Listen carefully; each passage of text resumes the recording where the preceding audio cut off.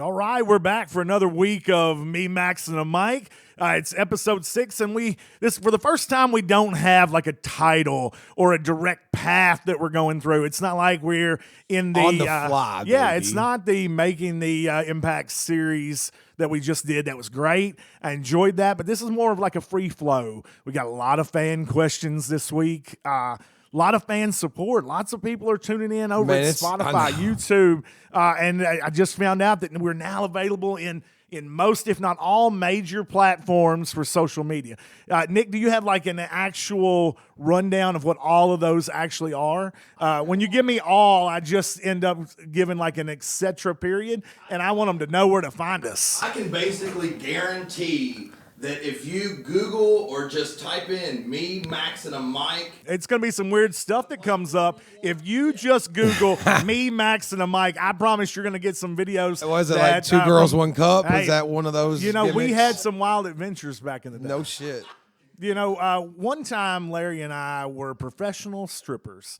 And that's a whole nother story. That's a true story. That is a true story. That was in a different time of life, too, wasn't it? You remember that? Yeah, you were so mad at me. I'm still mad at you. Here's a challenge, Max. You can ask the fans, find a platform that we're not available. Oh, there you go. Okay, there you I go. want you to go in the comments. Go in the comments of your YouTube, your Spotify. Go on our Facebook page, Me, Maxx A Mic Podcast. Leave it in the comments. We challenge you to challenge us. Let us know where we're not available. And Nick, here over at SkullFace, he'll make us available on that platform. We're going to... we wow. got a fucking harmonica. We have a fucking harmonica it's today. Like Kevin Eubanks right there. Oh, what the fuck is Nick going Nichimes on? and the Tonight Show Band. We have a fucking harmonica. I do have to apologize. Well, this is not the Tonight Show. I just did that for reference. We do not have a trademark on that. Now, you could be listening to us at night because, you know, with us being available on all those platforms, like you can listen to us in the day, you can listen to us at night. Anytime you want on any platform, you can stop, start again. Restart? That's it. It is a good time to Nothing binge wrong watch. with some restarts. That's it. You watch got to and restart and gotta watch again. Binge watch those episodes on YouTube. You got to listen to them. You know, we had a guy that sent us a message saying he loves to listen to it at work. Yeah. And hey, if that's you, you know, if you're that guy, or if you're just anybody that is into podcasts that talk about wrestling, life, family, we talk about everything on this show. There was a girl who had messaged me and said, man, I really wish you all would cover independent wrestling. And I told her, I said, we talk about independent wrestling. We talk about mainstream wrestling. We talk about everything on this show. There's no way to just pinpoint exactly what it is. Yes, we had the series, the 5 episodes that were mainly talking about your path to, through, and away from Impact Wrestling. But it's not just about you. It's not just about me. And it's definitely not just a show centered towards Impact Wrestling. I feel like it all leads. I mean, I feel like we do talk about independent wrestling. I feel like that's it what all I think. leads, like the guts of it started right there. It's like I wrestled a show Saturday, man. And just like I taught the seminar and like then the show. And then you just look around like, man, this is independent wrestling That's right it, here. man. It's just you worked the Russians. Yeah, I was in there with the Russians. I mean, Eric Draven. Eric Draven, custom made Eric Draven. And I have to tell you, it's been a while. I think the last time I saw Eric Draven was I had went up with you and you had done your last appearance there. Yeah. And I didn't make this show, but I saw the clip online and you can see why Eric Draven's going to post that clip because I was very impressed. He was doing the AJ Styles. Was it like a drop down, float over, yeah. Drop kick? I guarantee leapfrog drop kick or at something? some point during the show, something didn't go on track, and that clip's not going to make it online. But by God, when this dude's out there going like AJ Styles, that's what you're going to see every time. Man. Anyway, I mean, let's kick it off right. Larry, what have you been up to? Man, I'm telling you, I've just been getting it together. You know me. What is it? What I is don't it know. together? I don't know what it is. It is that day. It is when I wake up. It is now the bar. It is wrestling. It is, anything that I could do to further where we're got and where we're going, you know? That's today I was thinking, I was like, what direction do I want to steer this ship? And I was thinking, it's like, man, we covered you in Impact Wrestling. And of course we've touched on this, but like something I want to talk about today just in general is that hustle and Yeah. what it takes to continue your life outside of being signed, to continue on, and the stuff you got going on now, not just you, but I want to know, there's lots of people that will message you, they'll message me.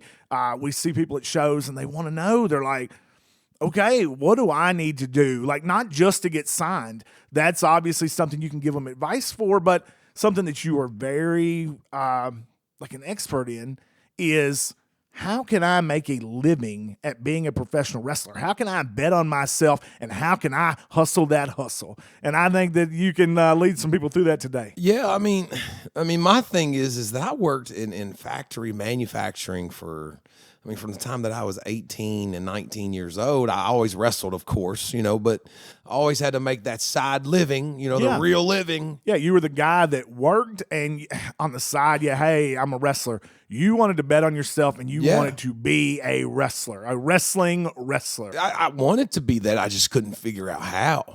That was the thing is we go to work every day. There's someone at work right now that's working in a factory, riding on the back of a garbage truck, on the top of a roof or something along those lines. That is a very good professional wrestler, and I guarantee you they're thinking, how in the fuck can I do what I love to do for a living? That's be a wrestler. That's be able to do the things that you want to do, right? And you want to wake up at whatever time that you want. But the problem is that when you try that, you find yourself, it's like, well, I can take the day off. It's like, well, I don't have a show till this weekend. It's like, no, it's 7 days a week. It's every fucking day. It's every minute. You gotta network. You've got to talk to people. You've got to look at your dates. I mean, to me, it's just been the hustle. It's just the way that it is. You got to stay busy. I would wrestle 213, 220 times a year as an independent wrestler before I got signed. No lie. Yeah. Well, here's my thing too, is like, I don't feel like we're just going to be talking to professional wrestlers today. I feel like that every day there is someone out there who wakes up and says, I'm not happy where I am in life, whether it's their job, whether it's their relationship, whether they just know that they are meant for more, or, hey, this isn't Right. working for me and I want something else. And I want to help people to go, okay, Yeah. I want so this. let's take wrestling out of the equation. Yeah. Because Well, that- your everyday person's is not going to be a fucking pro wrestler. No, like my thing with it is, what I'm trying to get to is that somewhere there's somebody that says, this is what I want. And they'll say that every day, and they'll tell their friends. We often talk about it, and I relate this to wrestling with, what do you really want? And what are you willing to do to get it? And every day there's going to be that one person that goes, oh, well, if it wasn't for this, I would do that. We talked about it in the car. Yeah. They put themselves in a situation, and they tell you, and they convince themselves, hey, this is what I want. This is the change I want to make. This is where I want to be in 1 year. But then they don't commit to making that happen. They don't make the changes in their life. They don't start to do the small goals and work towards it. Or maybe they do. Well- and then they take that step forward. And how many people have you seen? Let's use like going to the gym and working out for an example. You want to lose 300 pounds, 200 pounds. That's a huge number. Yeah, So you go to the gym and you start working out and you lose, 20 pounds right off the bat. A month in, you're like, man, look at me. I look great. Then you start that plateau. Oh, and yeah. you look It happens. and you give up. Or maybe you're that person that at the beginning of the year, you've seen them every year. They roll into the gym with those New Year's resolutions, new year, new me, and they start out on a path. And then slowly but surely they give up on that path. They give up on themselves, and they didn't want it as bad as what they said they did. They convinced themselves they did. I think it starts as a fantasy. Anything that we want in life, I feel, starts as a fantasy, right? Yeah. I want to be a millionaire, or I want to own X amount of property or whatnot. That's a fantasy. But, until you start making moves to make it a reality, it's going to stay a fantasy. You're not going to do anything except go to work every day and make the same paycheck for how many every years, going, man, I really want this, but you never really take the risk, or nothing comes. Risk to reward is how I feel, right? You just have to know what you're willing to risk and how you're willing to long you're willing to wait for your reward. Yeah, and we talked about it before, and it can go with anything. There is a difference between a dream, which I look at it as like a goal and a fantasy. Right. You can sit there and go, I want this, all that you want, but if you're not willing to put that work in, you're not going to accomplish anything. And I think we can both admit you can lie to the world and you can lie to yourself. You are actually the easiest person to lie to. I listened to a thing the other day. It was I'm not podcast. sure I agree with that. Well, let me hear you out first. This is the thing, is that they talked about that if a person were to split themselves in two, let's say you could make an entirely different Larry, like a clone of Larry. So now there's two of you. Well, that other Larry's going to know that you, if you sit there and you go, man, it's just one donut, like it ain't going to hurt anything. That other guy knows that it's like, you're full of shit. They know you. You can't lie to yourself. But in real life, you don't have that other person over there telling you, like, you're full of shit. You're lying to yourself. The point being that you will easily lie to yourself because you come up with a justification. We had talked about it. If you justify anything, you can go through with doing it. I know that we've talked about it. I'm not going to go into detail with like your personal stuff, but I know that we've talked several times about like, man, I did something that, and I knew it wasn't right. Well, I knew it was wrong. I think but I guarantee you lied to yourself in the moment and told yourself that it was okay. I don't think so. And I say that with all due respect, because I don't feel that's correct. Why do it then? A lie is a lie. At the end of the day, you do it because you're selfish. You do it because you have to look in the mirror for anything that you do. Yeah, but any choice that you make, and whether you justify it or not, at the end of the day, you know what you need to do. Oh yeah, at the end of the day. But I'm talking about in the moment. In the moment, yeah, you're justifying it. I believe that you're lying to yourself. You're telling yourself that it's okay to do. And here's the thing: even if you know it's not okay to do, because we know the difference between right and wrong, you're at least going, it's a victimless crime. Nobody is gonna, maybe I'm gonna pay for it tomorrow, but I'm not gonna pay for it right now. Yes and no. I can't say that I agree. You know what I mean? It's hard for you because you're like a pure person. You know what I'm saying? Hey, nobody is perfect. But nobody is perfect. It's hard because you've not been in certain situations and you've not whatever that I know of. Yeah. And it's just, you gotta, at the end of the day, we as men, we as women know what the fuck is right and we know what the fuck is wrong. Yeah. At the end of the day, if you fucking do it, you gotta fucking man up to it. It's as easy as like you were talking about the gym and like, eating food and I gotta do this and that and the other. It's like, you're lying to yourself when you eat the fucking cookie or whatever. No, you're not. You know you're not supposed to eat the fucking cookie. You do it anyway. Oh yeah, but you're just being selfish and want to eat the fucking cookie. It's selfish. It's not a lie. You're selfish. We as people are selfish. Oh yeah, completely. I agree with that 100%. But I think we're saying the same thing in a different way. Probably so. My definition of you're lying to yourself isn't like you're making up a story that you want somebody else to believe. You're just convincing yourself. And like you said, the reason you allow yourself to be convinced is because you're selfish. Of course. People are selfish That's in nature. The thing and I'm going to be selfish right now, and I'm going to shoot to these commercial breaks. That's not being selfish, motherfucker. That's being... Listen, I'm selfish because I want all that ad money. That's why... Listen, ladies and gentlemen, here's what I want you to do. Comment down in the comments. Let us know that you want to be a part of our team. We're not asking for sponsors. We're looking for partners. Join our team, and you can be a part of these commercial breaks. You can be a part of the message that we're putting out there, and you can be a part of me, Maxx A Mic, right after this. Thanks everyone for tuning in to SkullFace Records Radio. Please enjoy all the newest and hottest podcasts like Me, Maxx A Mic, hosted by Mr. Everything, Max Sledd, and the best hand in the house, legendary Larry D. They discuss life as a wrestler and Larry D's experiences with Impact Wrestling. Don't miss one single episode of Me, Maxx A Mic podcast series, Making an Impact. KPRIS with SkullFace Records presents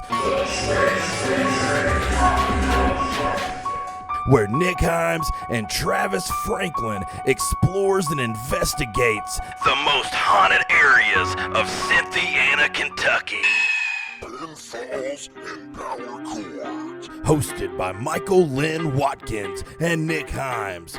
They listen to the best underground metal from all over the world and discuss mainstream professional wrestling.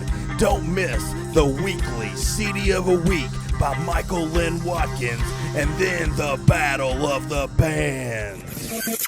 Mix Mayhem Music Review. A fun and entertaining podcast that highlights unheard music from all over the world, being discussed and broke down by Nichimes and Ryan the Lion Lochner. Don't miss the video of the week and all the great tunes on Mix Mayhem Music Review. Tune in to Live with Nick Nasty, where you'll hear all the latest news with anything associated with SkullFace Records /radio. a monthly top 10 show, and you never know who will be the next big guest sitting in the studio with Nichimes. Live with Nick Nasty. Please subscribe and share. All of our podcast shows are available on Spotify and all major podcast providers. Don't forget about our Bandcamp, where you can hear all the music. SkullFace Records Radio. SkullFace Records Radio. Wow, so much information. What people don't know that are watching the ads and listening to Spotify and watching us on YouTube is that we are currently right now, for the first time, last time we went live on your TikTok. I am now. Yeah. Oh, that's Yeah. amazing. We're on TikTok too, and I had no idea. Yeah. But we're live all over the place. Right now, we're on Facebook Live. We're out on the SkullFace Yeah, page. man, we got to We're on our expand this pages. motherfucker, Yeah. baby. We need to get broad. We need to go all over. That's it. That comes from each and every one of you, because we can't do this without the support of you guys. You all are our team. You guys are the Me, Maxx A Mic podcast nation, and we just want to reach out to you all over the world and have you reach back. And when we're hand in hand, we can How accomplish cool is anything. this, really? How cool is this? Who would have thought, like, up in Mount Sterling when you was riding in the back of Jimmy Club's fucking truck when it was cold? That's it. That's how bad that I wanted to train. I know. Is that I Right? would hitch rides across. I remember one time that I had got off of my job and I needed to get across town, and I walked from my job. I don't get it. And I walked to the Georgetown Convention Center to train. I remember one time I was living with my parents at the time when I was first starting to train, and nobody could come get me. They were busy, and I didn't want to be that inconvenience guy that's like, hey, you guys, fellow trainees, workers, can I get a ride? Right. So I walked. I cleaned up the think building. I took the ring down. And that's I what walked from the building blows- to home. It blows me away about, like, these guys in wrestling today. And, like, I use you as an example all the time, all over the country. Is I talk to these guys, and you know that I host these seminars, and I'm asking them, well, I what's love these seminars. what's the biggest setback, or what's your biggest holdback that stops you from reaching where you want to go in pro wrestling? And it's always ends up being like a ride situation, or they don't have enough gas money, and like you like, well, have you tried carpooling? And then it's like, oh man, I've known a guy for 20 plus years that's wrestled And 20 I don't plus drive years. anywhere. I can't say that I have ever seen you behind the wheel of a vehicle. hate- I remember one time that we was walking the line down in Eastern Kentucky, and they was trying to put you behind the wheel, and you said, officer, if I go around that curb, y'all be scraping us up, or some shit That's like it. that. You know, I can't see. I'm blind as a Oh, I bat, know. and I just don't like it. I'm not a. You automatically in your mind think, I can't wait to get my license. I can't wait to drive independence. Driving to me, like, I enjoy driving by myself. Right. I enjoy driving. It's in a because you're nice the only one that small will die town. if you fuck up. That's it. No, I mean, I don't mind, but it's like one, well, two not people, really. I guess okay. if you one or two people is all right. Yeah, but like, I'm one of those drivers that, like, the window's down and I'm driving. Don't you turn that radio on. Don't you do it. Turn I that don't, radio down so I can back in here. When My- Cedric the Entertainer, you got to turn the radio down so I can hear it. Yes, my uncle, he's like, let's turn the radio on. Let's relax. Let's have a good time. Yeah. I'm like, stop. Do not touch Listen, that. you can't. You've rode with Paige. Yeah. How loud does the music have to be really? And I'm sure that you've gotten in the vehicles after like she's rode somewhere by herself.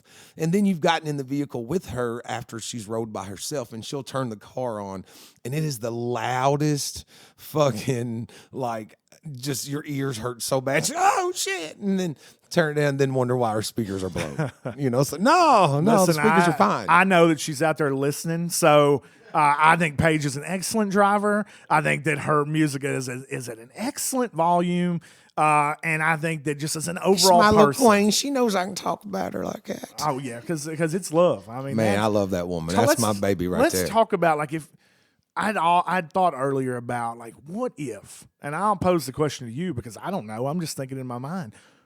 You know, you went through a really bad period with your first wife, and you were like, I'm done. I'm giving up wrestling. You stopped. So let's go to an alternate world where you stopped wrestling. So now you're whatever. I don't know if you're a welder. I don't know where the world takes you if you don't put the boots back on and you don't get back in the car. You obviously don't go to Impact. There is no Gen Next Wrestling. Anything that happened after that point, it's a clean slate. Where would Larry D be if he had just quit wrestling right then? And we also got to remember that you were in a really bad mental spot. So it's not like you just stopped wrestling because you hated it. So, but let's say that you left and you just went, okay, I've got to continue on with my life. What would you have done? Man, I mean, I feel like I would still be chugging at work, and I feel like I would still be putting the 40 hours in, whether it would be like throwing hay or welding, you know, something like that. I mean, I don't know. To me, it's like, I think all things happen for a purpose, for a reason, you know? And like, I can't imagine life without waking up and, you know, seeing Annie. This morning, a little heifer, you know, she was up there close to the TV, and like, you know, we have our moments, we have our times, and I don't know where I would be. I think that, you know, wherever I would be, I feel like I would have the same regret that I had when I played football. And I didn't finish my senior year of football. I think that I would carry that with me a lot longer than I should have over something that, you know, it didn't pay me a lot, and, you know, and whatever. But I'm glad that I worked through that, man. It's like I needed that little 6 weeks, that little 8 weeks away, and just to clear my mind. And then, you know, I've never had more than 8-10 weeks off of wrestling, you know, since I was 17 years old. I've always been somewhere. So that little 8 weeks really allowed me to say, hey, how do you want to do this? You know, you love it, but now you have these 2 kids here, and it's just you. You know, you're a single dad now. If you're going to do this, how are you going to do this? What is from this? You love it, you know, but you see so many guys, man, they, you know, let's use these trainees that come and go, for example, right? They grow up with this dream of being a pro wrestler, and then they make the steps to be that, you know, and they go to training and they tell their families and they buy the gear and they change their name and they change their whole outlook, their whole personality to the world through social media, right? Yeah, and kind of like what we were talking about earlier with, you know, you think you want it, yes, and you start doing the steps to do it, and then reality. Here's the thing: is like, yes, that's great, it's fun, but man, if you really want to do this, it's not all roses, it's not all petals, you know. And then comes the time that, you know, the wife is, you're gone again. You know, you only been here 30 minutes today, you know, or, you know, just, I'd really like a date night, you know, things like that. Yeah. And I don't think that we as wrestlers coming in understand, like, you know, the risk that you take, because you do. I'm living proof. You risk a marriage, you know, coming into pro wrestling, you know, and that 8-10 weeks, I really need to know if I'm going to do this, I better make it beneficial for the family. Yeah. And the thing too is, like, even if you do know the risk, like, you know, we talked about drinking, we talked about whatever it is. I've been through all that. Sometimes, you know, I mean, not just you, but I'm saying in general, sometimes we know the risk, or at least we know the pen and paper, black and white. Yeah. Hey, if I do this, this will happen. And still, we don't know, like we don't fully understand until we're living it. No, and like, you see these people all the time. It's so sad. It's like, but they cover the pain with alcohol. And I can sit there and tell you honestly that you cover the pain with alcohol. But the problem is you can't keep covering the pain with alcohol. You gotta man up. I mean, I'm just the way that I am is like I was putting a front on and that I was this big party happy go guy, but really and truly I was sad as fuck. I didn't know where I was going in life. And then I met Paige, and then life started to change a little bit. And then we had our wild times, and then life changed again. Yeah, that was one of the things, like, if you'd have given up wrestling, if you'd walked away, you never would have been. I believe that you were in Lawrenceburg and you walked into a little bar next to the arena there. I met Paige at a place called I want to say it was Lupe's or Pepe. I want to say it was Lupe's. Yeah, and it was right next to Wildcat Championship Wrestling. I bummed my knee up really good, and it happened to be like I want to say I met her around February, and because it was around Maria was having a birthday gig over there, and I was like, I'm going home. My knee's fucking hurt. She's like, come on, just stop by for a minute. And you know what? At that point, everyone thought I was this big, like, oh, I'm free. Look at Larry D's free. Now he's living this wrestler life, right? And everyone wanted to party. You're a rock star. Everybody wanted to party with me.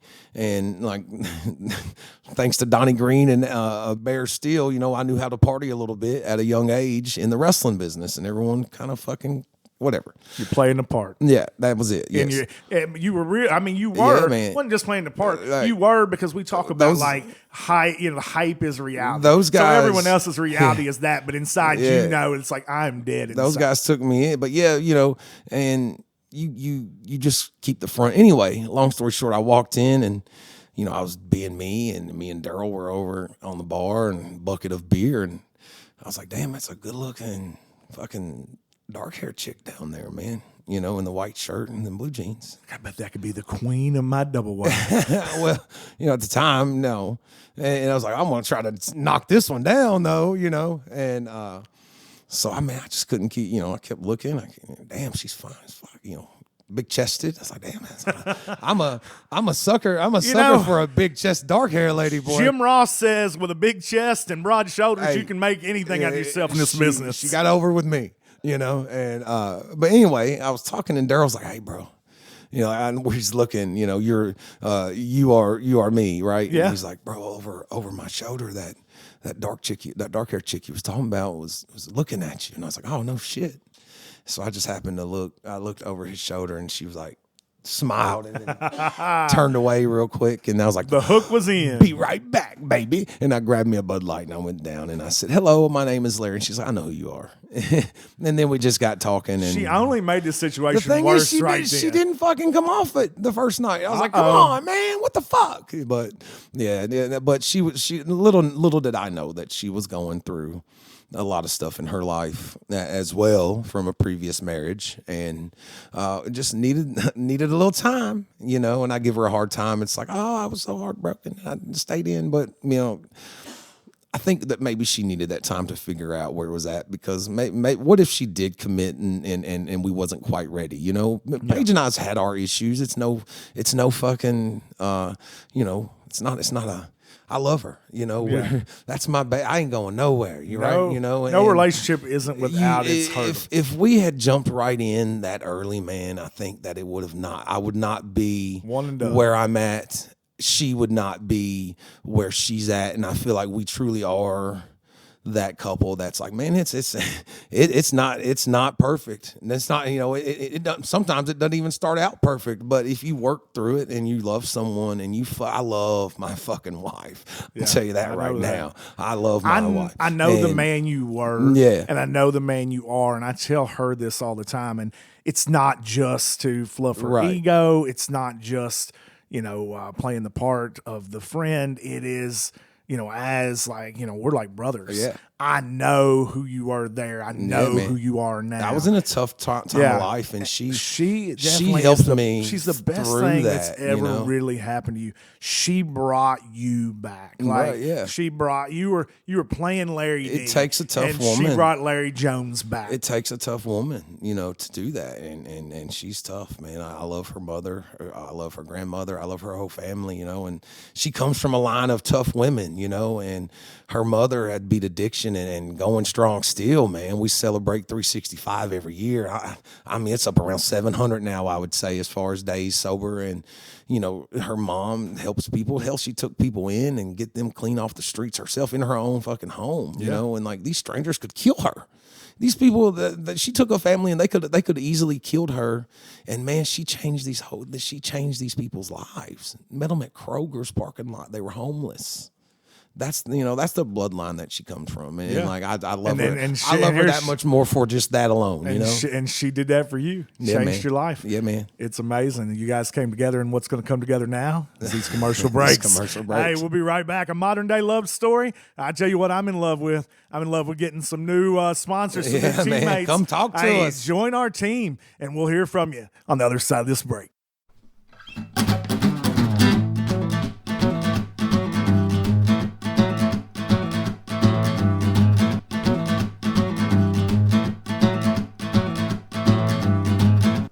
Hey, it's Joe's Kitchen.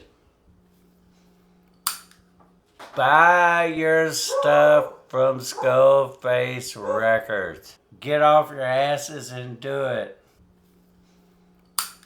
SkullFace Records.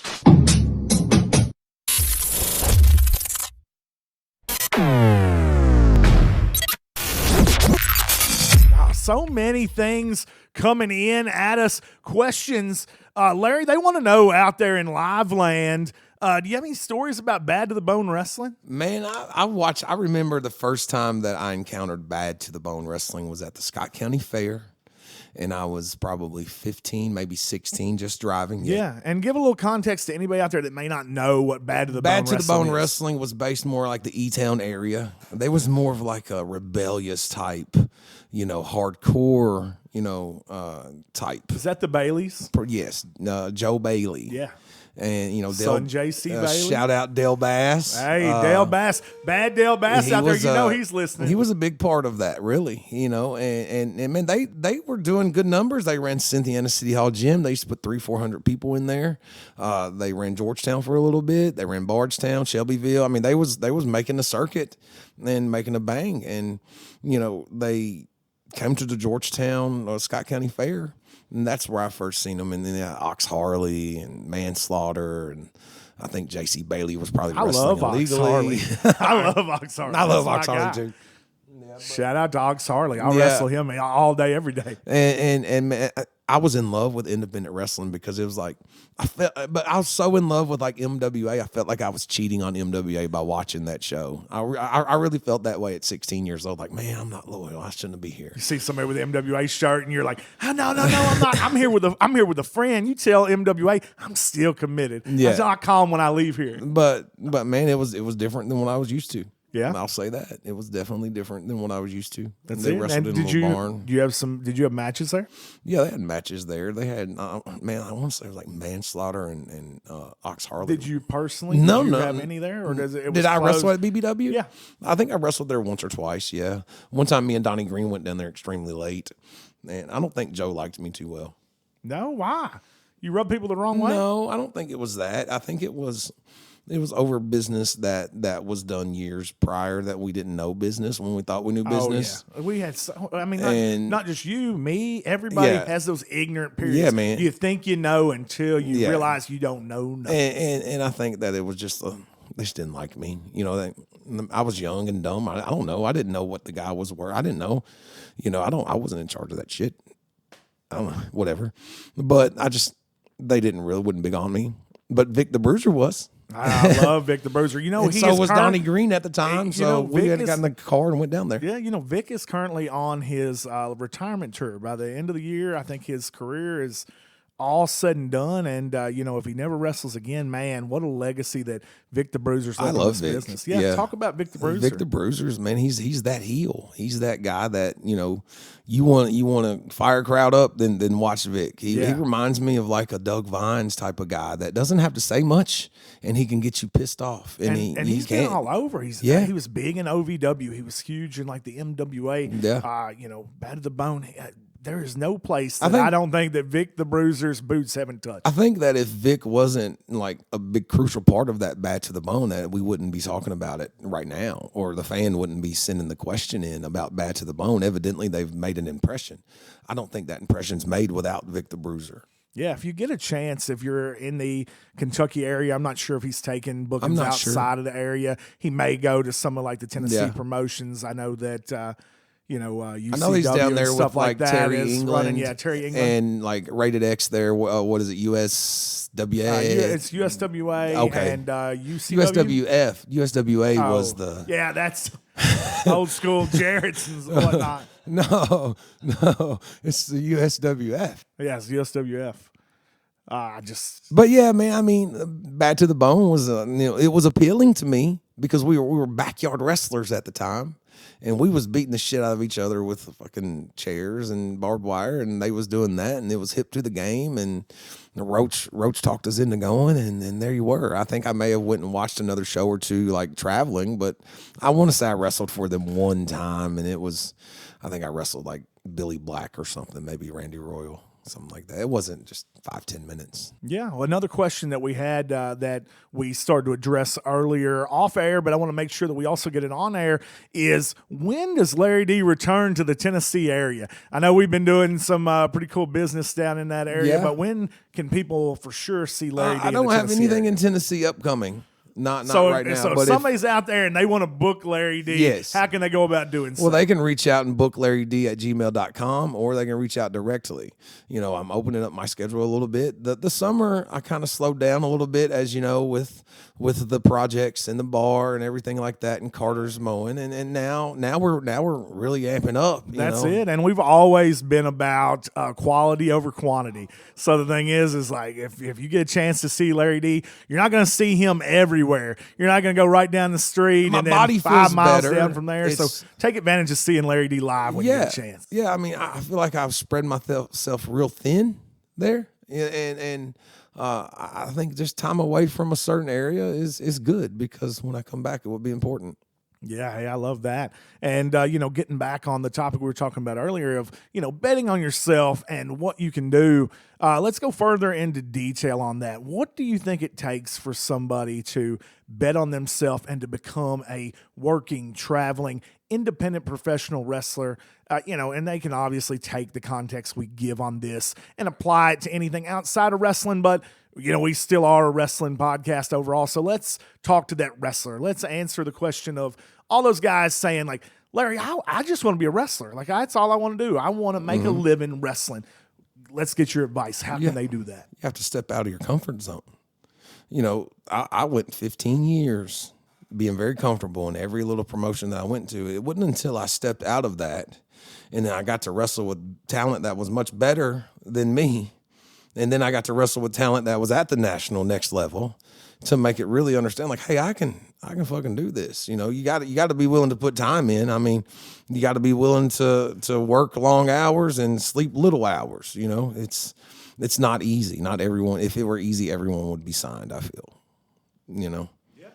So like, if you were, I know we do seminars and we do camps, and I encourage anybody, if you are a wrestler that would be interested in being a part of something like that, and you're already at like a local promotion, or if you're a local promoter or booker, anything like that, and you want to bring, myself or Larry D or us as a team in to do a seminar, to do a camp, I urge you to do so, because we give so much of the fundamentals of what it takes to make it on the road, to budget, meal plans, working out, but also the fundamentals of wrestling itself, promos, psychology, in-ring work. It's very beneficial to be a part of that. Both of us have had 20 years plus knowledge in this business. You have been to Impact Wrestling. You have worked for the NWA, and that's not to mention the other companies that you've worked for. You've been all over the place. AEW, Rockstar Pro, IWA Mid-South, Wrestling Revolver. You've been all over the place, and you've took things from every place that you have been to, good, bad, or indifferent, and that knowledge is shared during these seminars, during these camps.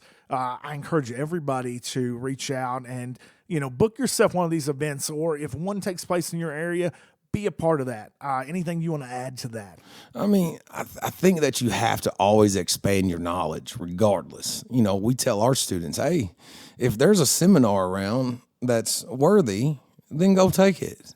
But don't waste your time on someone that's not that far ahead of you, Yeah, you never stop learning, and you're only as good as the competition that you give yourself. If you're in there with somebody who isn't as good as you, yes, you're going to teach yourself to general. You're going to teach yourself to lead. If you're in there with somebody just as good as you, you're going to build your chemistry, and you're going to have a heck of a match with that guy. But if you want to be the best, you have to challenge yourself to work with the best. When you look out that curtain and you go, man, look at that guy. Look at those guys in that match. I wish I was that guy. You got to do that. I think that's what it took for me. Like, I remember when that light bulb turned on, and it turned on very early for me. And it took me stepping up a little bit. I went from a lower level independent promotion where I started at to the MWA. And I remember, man, I was really good at that other promotion. Like, I was the man. And then I went up there to the MWA and looked at like, wow. These guys are so good. You were a shark in a very small fish tank. Yeah. And you were a minnow thrown in the ocean. And I would keep going. And I wouldn't even be booked at times. I would keep going because that's where I wanted to be.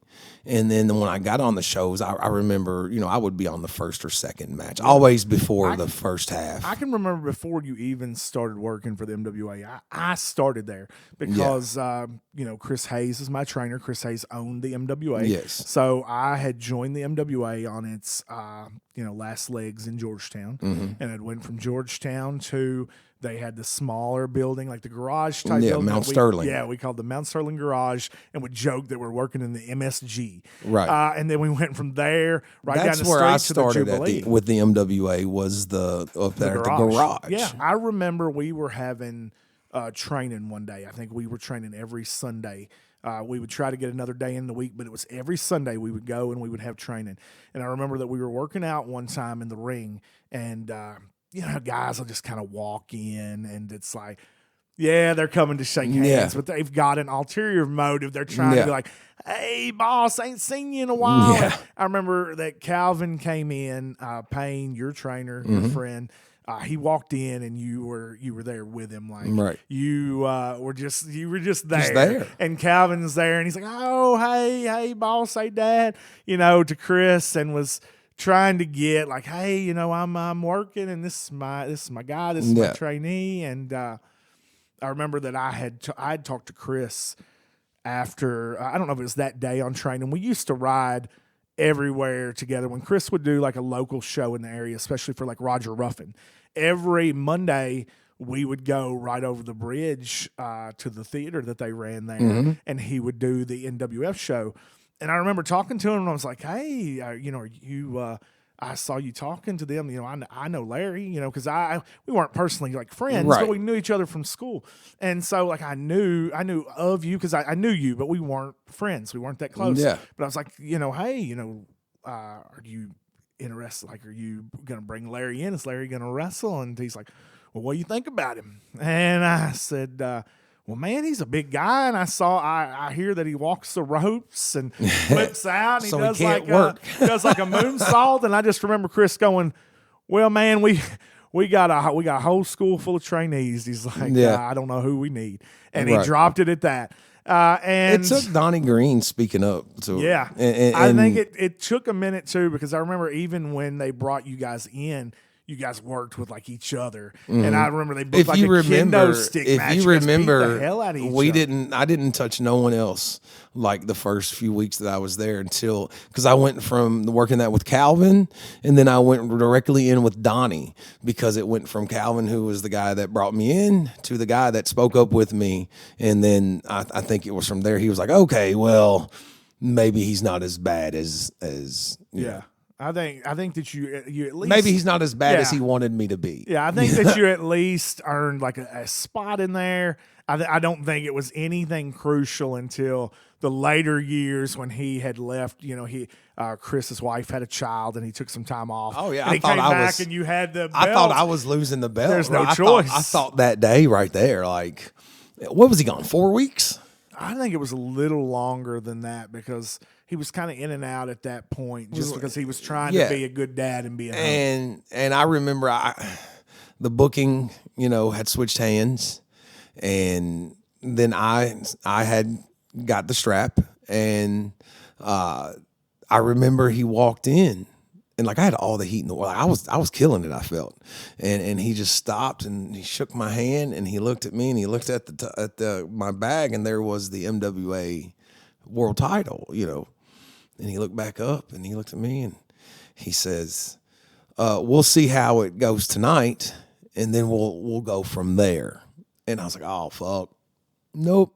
I know this is gonna be a short run. He does not want me to have that. But I was getting myself in shape. I was losing a lot of weight. Then, you know, I wasn't like skinny, but I was not who. Yeah, you were getting in much better right. shape. Yeah, and so The evolution I can't- would get way like crazy in Right. shape I as the think- run went on, and you were believing in yourself, and the company was believing in you. I think that he put me in there with Tuffy so that he could watch me outside of like Donnie. Oh yeah, he's gonna And- trust Tuffy because Tuffy had been there forever. Chris Yes. trained him. He had a hand in training all Yes. of us in our class. You know, myself, Jordan Cage, Yes. Chris Vaughn, the star stud, was in that Yes. training class.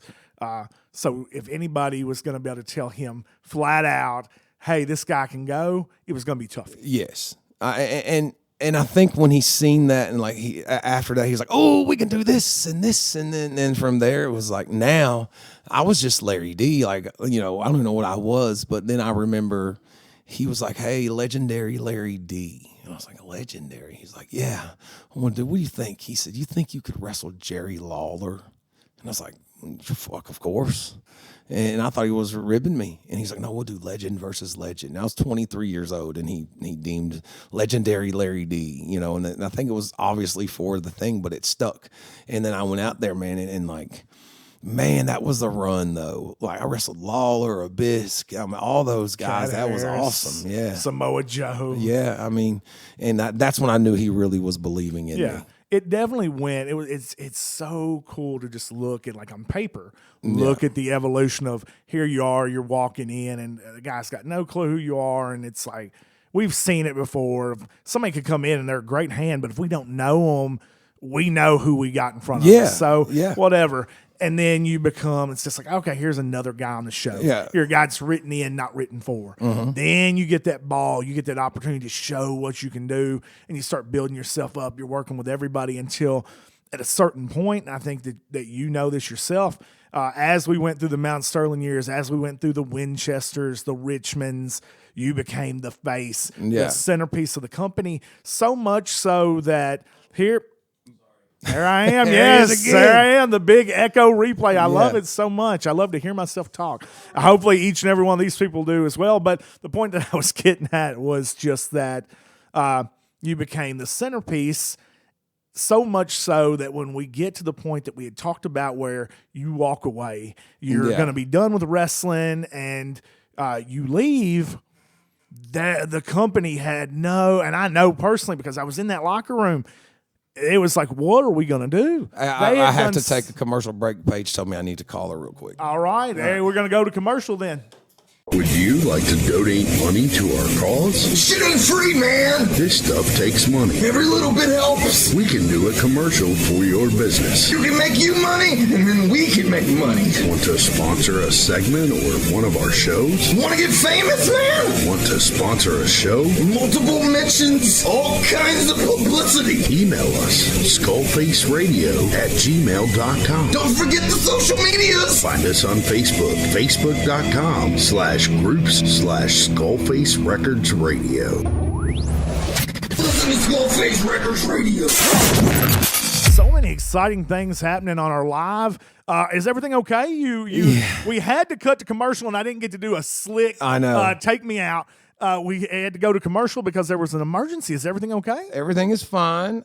Paige misplaced the key, and she's absolutely torn to pieces because we open up tonight at 6, and Over at Legends Bar. over and at Events. Legends Bar and Events. So excited. What are the hours and the days that people can come check that out? If we find the key, it's 6 p.m. till midnight tonight, and then tomorrow we're 5 p.m. until 1 Friday, 5 p.m. till 1, Saturday 4 until midnight. And the key word there is, Legends is there, and we know you're there. We know there's wrestling memorabilia all over the walls, slick pool table, games, some of the most amazing drinks that I've ever tasted. I love the candy apple. I don't know what you guys call it. It's delicious. The twisted caramel apple. Oh, I love it. But the thing that I was getting at is that not just the drinks, not just coming to see you, not just coming to see all the cool things that Legends has to offer. Events is the key word there. Yeah. And so many events taking place over at Legends Bar and Events. Let's hear about some of them. Man, well, the biggest upcoming is this Saturday. We've got a rap showcase put together by Sin City Live. I'm excited for that. That's the first rap showcase that we've had. Friday, we've got a little karaoke contest. You can pay $10. It's crowd response. You come in, sing your favorite song. I've heard the people over there too. There's and you've got some some really really good good people. talent. Yeah, and speaking of talent, Legends Got Talent presented by Sin City Live, Yeah, right? it's Tell us about it. $500 a grand prize, and we getting the best of the best unsigned talent that's out there, and they're coming on stage, and Nick's done a very good job at lining them out, and we've got it from now to the first of the year. Every Thursday night, starting next Thursday, we're going to rock out, and it's going to be show form. We're going to have judges. It's going to be real fun. I'm going to MC it. It's a hell of a time getting ready to come down there on Thursdays. Hey, I love it so much because I've been a part of like events that you host, whether it's at Legends or whether You know it what? is- You know what's the day before that? Pro wrestling trivia. Oh And yeah. dollar hot dogs, baby. I'm telling you, the hot dog roller will be fired up. Yeah. Dollar hot dogs, some of the best drinks in the world. Tell us about some of the prices, some of the drink specials. Man, some of the drink specials, you could come in and like at the Wednesday trivia, we're doing $2 bottles. And then we'll have, happy hour prices all day as long as trivia is going on, and just a really rock out good time. But I would suggest if you come in to really try that China. The China is so good. It's such a And you got the China, you got the suicide, suicide dive. and some of your There your used to be famous rum drinks. There used to be a little rum concoction that I would drink every now and again on the road, and it was some rum and sweet tea. And I call it the Fat Freddy because that's when I always had it. That's when I always had it. Was on the way to. That's Fat probably Freddy's. the best name for it is the Fat Freddy. I think. Remember that, Nick, when we go over there and work at it's going to be called the Fat Freddy. Hey, I tell you, I'm so excited about all these events, and like I was saying, it's like. You had a documentary filmed about you, and I remember that we Jeff's did. wanting to do another one. Yeah, I remember that. We did a live viewing of the documentary, Yeah. followed by Q&A. So many events. On top of that, some of the best pro wrestling that you can see anywhere, right there at Legends Bar and Events. September 30th, the guys are going to get down. We've got Bar Brawl 4. Yeah. So hot that it can't just be one night, a 2-night event. September 30th, the men are going to get down. Gaston LaRue apparently has a big announcement that he's going to make later on tonight. Oh, really now? About, I don't know, it's something about the main event. He was very vague, but before the end of the day, we're going to find out about that. Huge card lined up for that night. Gaston's always up to something, isn't he? Man, I'm so proud of the fact that guy is our champion because he is representing himself so very well everywhere, and he's winning belts all over He works the place. hard. He does. He works hard. He took a seminar a couple times, and I love seeing his progression. You know, and like he reminds me of one that just he sees a goal. He's hungry. He wants to wrestle as much as he can, and if I can get him to understand how to make as much money as he can in the business, then he's all right. And that's what we're going to continue to talk about here. But, before we move past that, we can't forget about, we said it's so hot that one night can't contain it. That Saturday night, October 1st, ladies' night. It's the girls. Oh, so many great talents, a lot of them from the Northern Wrestling Federation, Bone Crushers. You've got Big Mama returning to Gen Next to take on Legends Bar's own Lexi Green. What about that? Right Coming there, after all these years. Out from behind the bar to get in there with Big Mama. And, I don't even know if you know about this, but Big Mama, she's not happy. She's not happy with Gen Next. She's not happy with Cynthiana. She felt like she was a huge part of Generation Next Pro Wrestling. She was a centerpiece right there. She teamed with your wife, Paige Jones. She was a big part of Gen Next TV. Almost you couldn't pick up a poster. Salty. Well, that's what she's thinking, that you guys here at Gen Next, Cynthiana, have forgot about who Big Mama is. She's been going around the world. She's been going everywhere. She's been headlining shows. She's been training, getting bigger, badder, stronger, and she can't get any attention. Something tells me she's going to get her attention when she gets in there with Lexi Green. Sounds like it. Yeah, I'm excited to see that one. I think that she's got a little personal animosity towards your wife. Yeah, I think so. I just feel like that she feels forgotten, pushed aside, and everybody's had that friend that you continue to move on and you lose contact with them. Well, she's not going to be forgotten. Well, if she's on the show now, I'm not sure what, we didn't forget about her. No, well, we invited her to be a part of it, and she said yes, but I don't think that she's there, to it's just play different, nice. yeah. I think she has an agenda, and she may make a point out of Lexi Green. Do you think that Lexi Green is ready after this long hiatus out? Such a big card. Do you think that her nerves are going to get the best of her when she looks out there and you got hundreds of people in that bar going crazy? And then the thing is, can she put the bar itself out of her mind? Will she be thinking about making drinks when she needs to be thinking about Big Mama? I think she's going to get smacked in the mouth early. She's been out too long. She's going to get smacked in the mouth early, and she's going to keep getting smacked in the mouth until she's like, I better start riding the bike again. Do you think she's hungry? Do you think that she's ready? I hope she's ready. It's going to have to be. Yeah. Huge card, and, we could sit here and we could run down all the matches, but the big thing that we are all working towards is you got the two nights. Well, the main event, the very biggest match in Bar Brawl, whether it's night 1, night 2, is the main event of Bar Brawl 4, right there. Legends Bar and Events, October 1st, ladies' night. Paige Jones can pick any partner she wants. Your wife, your little queen, she can pick any partner she wants for a Bar Brawl tag team match against Flexington's own Alexis Littlefoot, and she's been dropping hints online. She said that she knows big time players, she knows main eventers, and she'll call a boss or two if she needs to do so. She's got her hands full with my wife. I'm gonna tell you that. Do you think? I mean, you go home at the end of the night and you know the truth. When you're laying there in bed, can you tell that Paige is sweating this? Is she worried? Here's the thing: even if she's not worried about Alexis, she knows the devil in front of her. I think that she knows what what about Alexis the unknown? is capable of. Is she worried about the partner? No, I don't think so. No. No. I don't know, man. To me, I'd talking be about sitting there Alexis' thinking every partner? day, yeah. Oh, well, You yeah. I think- mean, obviously, she's wondering who it's going to be. I thought you were talking about her partner. No. So you guys already know. Maybe. Okay. All right, so we're going to have to be there October 1st to see ourselves. Main event, Bar Brawl 4, Paige Jones versus Alexis Littlefoot. They're going to bring their squad, bring their partner. Who knows? They might have 3 or 4. That's fine. You never know what they're going to pull out because anything can happen in Generation Next Pro Wrestling. Anything can happen at Bar Brawl. And anything can happen in the life of Larry D. We know that you've continued on your path, and you had talked about how you can help people make money for themselves. How can you elaborate on that? How can somebody out there that wants to be self-sufficient, how can they make that money? I think that you have to be able to take that first initial investment. I explain it like this, is like, I am Larry Jones. I am branded Larry D. So That's your brand. You got to sell. Yeah, right. And like I can't expect Larry D to be full self-sufficient right away, right? Because he's been dependent on Larry Jones for several years.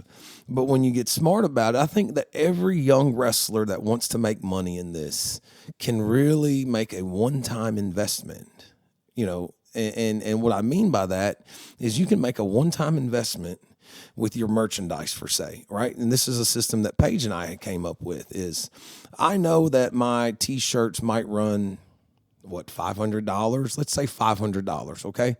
So I know that Larry D, he's going to need to go make a little loan. He's going to have to ask Larry Jones, hey, can I borrow 500? And then Larry Jones has to decide in his personal finances, can he take 500 to loan to Larry D? So yes, he can. So Larry D takes that 500, he gets his shirts, he sells $500 worth of T-shirts at $25 a piece. How many shirts is that? 20? Something along the lines. You sell 20 shirts, you see it 50, you still have 30 left. So you take that first 500 back off the top. You don't take a dime from that. You have to pay that back because you never know when you might need that loan again. So you always want to stay up. So you pay that 500 back to personal. And then the next 20 shirts will go towards your next run of T-shirts because you know that $500 goes on, you put that in an envelope. You should have around 10 T-shirts left, and you should profit around $250 on a 50-shirt run. But you always have the next run available. So you put that next run, you get your next run of shirts, you start your envelope for the next run. You start your other 500 envelope. Do the same thing with pictures, do the same thing with bracelets, do the same thing with pins. As long as you make that initial one time, you put the investment back, let it pay for itself, and then your next run's really where you're going to start making your money. Yeah, and I think that what we have learned over the years that works best is don't go out and get 100 T-shirts, 500 T-shirts. Go out there and get a limited quantity of shirts so they seem special. Have piss that off 25, that design of 25. You're going to piss off your road mates first because, we ride in small cars anyway, and the trunks aren't very big. So there's always that guy that has a yard sale. He comes and he's got 3 big, huge fucking totes. He's got his gear bag. He's got his overnight bag. And then he's took up 3/4 of the trunk. And now you've got to put 3 more bags, 4 more gear bags, beside that, and then it just doesn't work.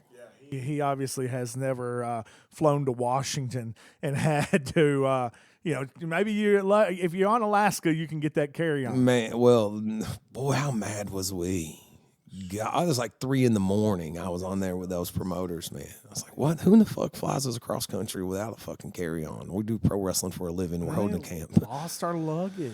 I know. It was ended up in Denver, and then it came to Seattle. I laid on a dojo mat through intermission and got my gear right before I'm supposed to go. If you remember that flight, it was like real snow, ice, and we flew from Lexington or Cincinnati to where was it, Chicago, and we actually had went to the show. Your show was in that St. Louis. Okay, that's right. We flew from St. Louis to Chicago. It was, and then we landed. If you remember, the runway was frozen over, and we landed at 8:45. Our flight left at 9:15. And then at 9:14, I was like, man, I don't think we're going to make it on time. You know? It was a close and call. then they finally, right. We'd have held over. And if you remember, we ran to the airplane. They're like, you're an expert at getting from terminal to terminal. I've been lost several times. And they ushered us right on. We were the last 3. They were waiting. Our names was there. They knew exactly who we were. We get on, we buckle up, and then we take off. And I remember looking over at you going, I ain't the smartest motherfucker. Yeah, and you also saw like the baggage thing outside. And I said, we're on this airplane getting ready to take off right now. The airplane we was just on has our luggage. How in the fuck is it going to be there at the same time? And the lady swore, it swears to go through this every day. And then we get there, lo and behold, what happens? We sit there and look at the fucking the run fucking thing. Our bags never showed up. And 7:30 that night? Remember, I was like, I'm not riding an hour to get my gear. You're going to get my fucking gear. At first, they couldn't even tell us where our gear had went. Like, the first place they told us wasn't true, and it actually just hadn't left the airport. It hadn't even left the air. They said it was in Denver. Yeah. So it was in Denver. And then it'd be there at what, 7:30? That was so I had sit there, and not even sit there, I laid Yeah. on a dojo mat, and they said, well, hey, we can go to like a 15-minute intermission, and probably about the 10-minute mark, my gear showed up. Man. I remember you laughed at me because I was sitting there, and as I was putting my gear on, the promoters were like tying my boots for me, and it 'cause wasn't. you're blind as fuck. Yes, there's so many people out there that get this misconception of me being like, hey, dick or an asshole if they see somebody like tying my boots. It's not one of those like respect veteran type things. I am blind as a bat. If it is dark, I can't see. So it is very it's very helpful to me if there is someone there and I can say, hey, can you, at least if they can get it started. Yeah. You know, once I can see it, I can see it. It's one of those things that I'm blind as a bat. I am. I'm legally, like, my hustle is going to be disability check for blindness. And I'm going to have to wrestle as the blind wrestler. Tony Khan's going to see me on YouTube. There's going to be so many YouTube and Twitter hits that I will be on Dynamite next week. And I don't know if I'll be able to do the podcast or not once I'm world famous. Well, let's hope that's the case. Yeah. You know? Well, you know, if not, then I know we'll at least be making money from these sponsors. Something. And we'll be right back. The SkullFace Records Word of the Day. Aaron Douglas, what is the word of the day? The word of the day is cattywampus. Can I get a definition? Askew, crooked, out of whack. Could you use it in a sentence? I can. The young man's hung penis was cattywampus while erect. All this dick, and all you care about is the cattywampus. SkullFace Records Radio.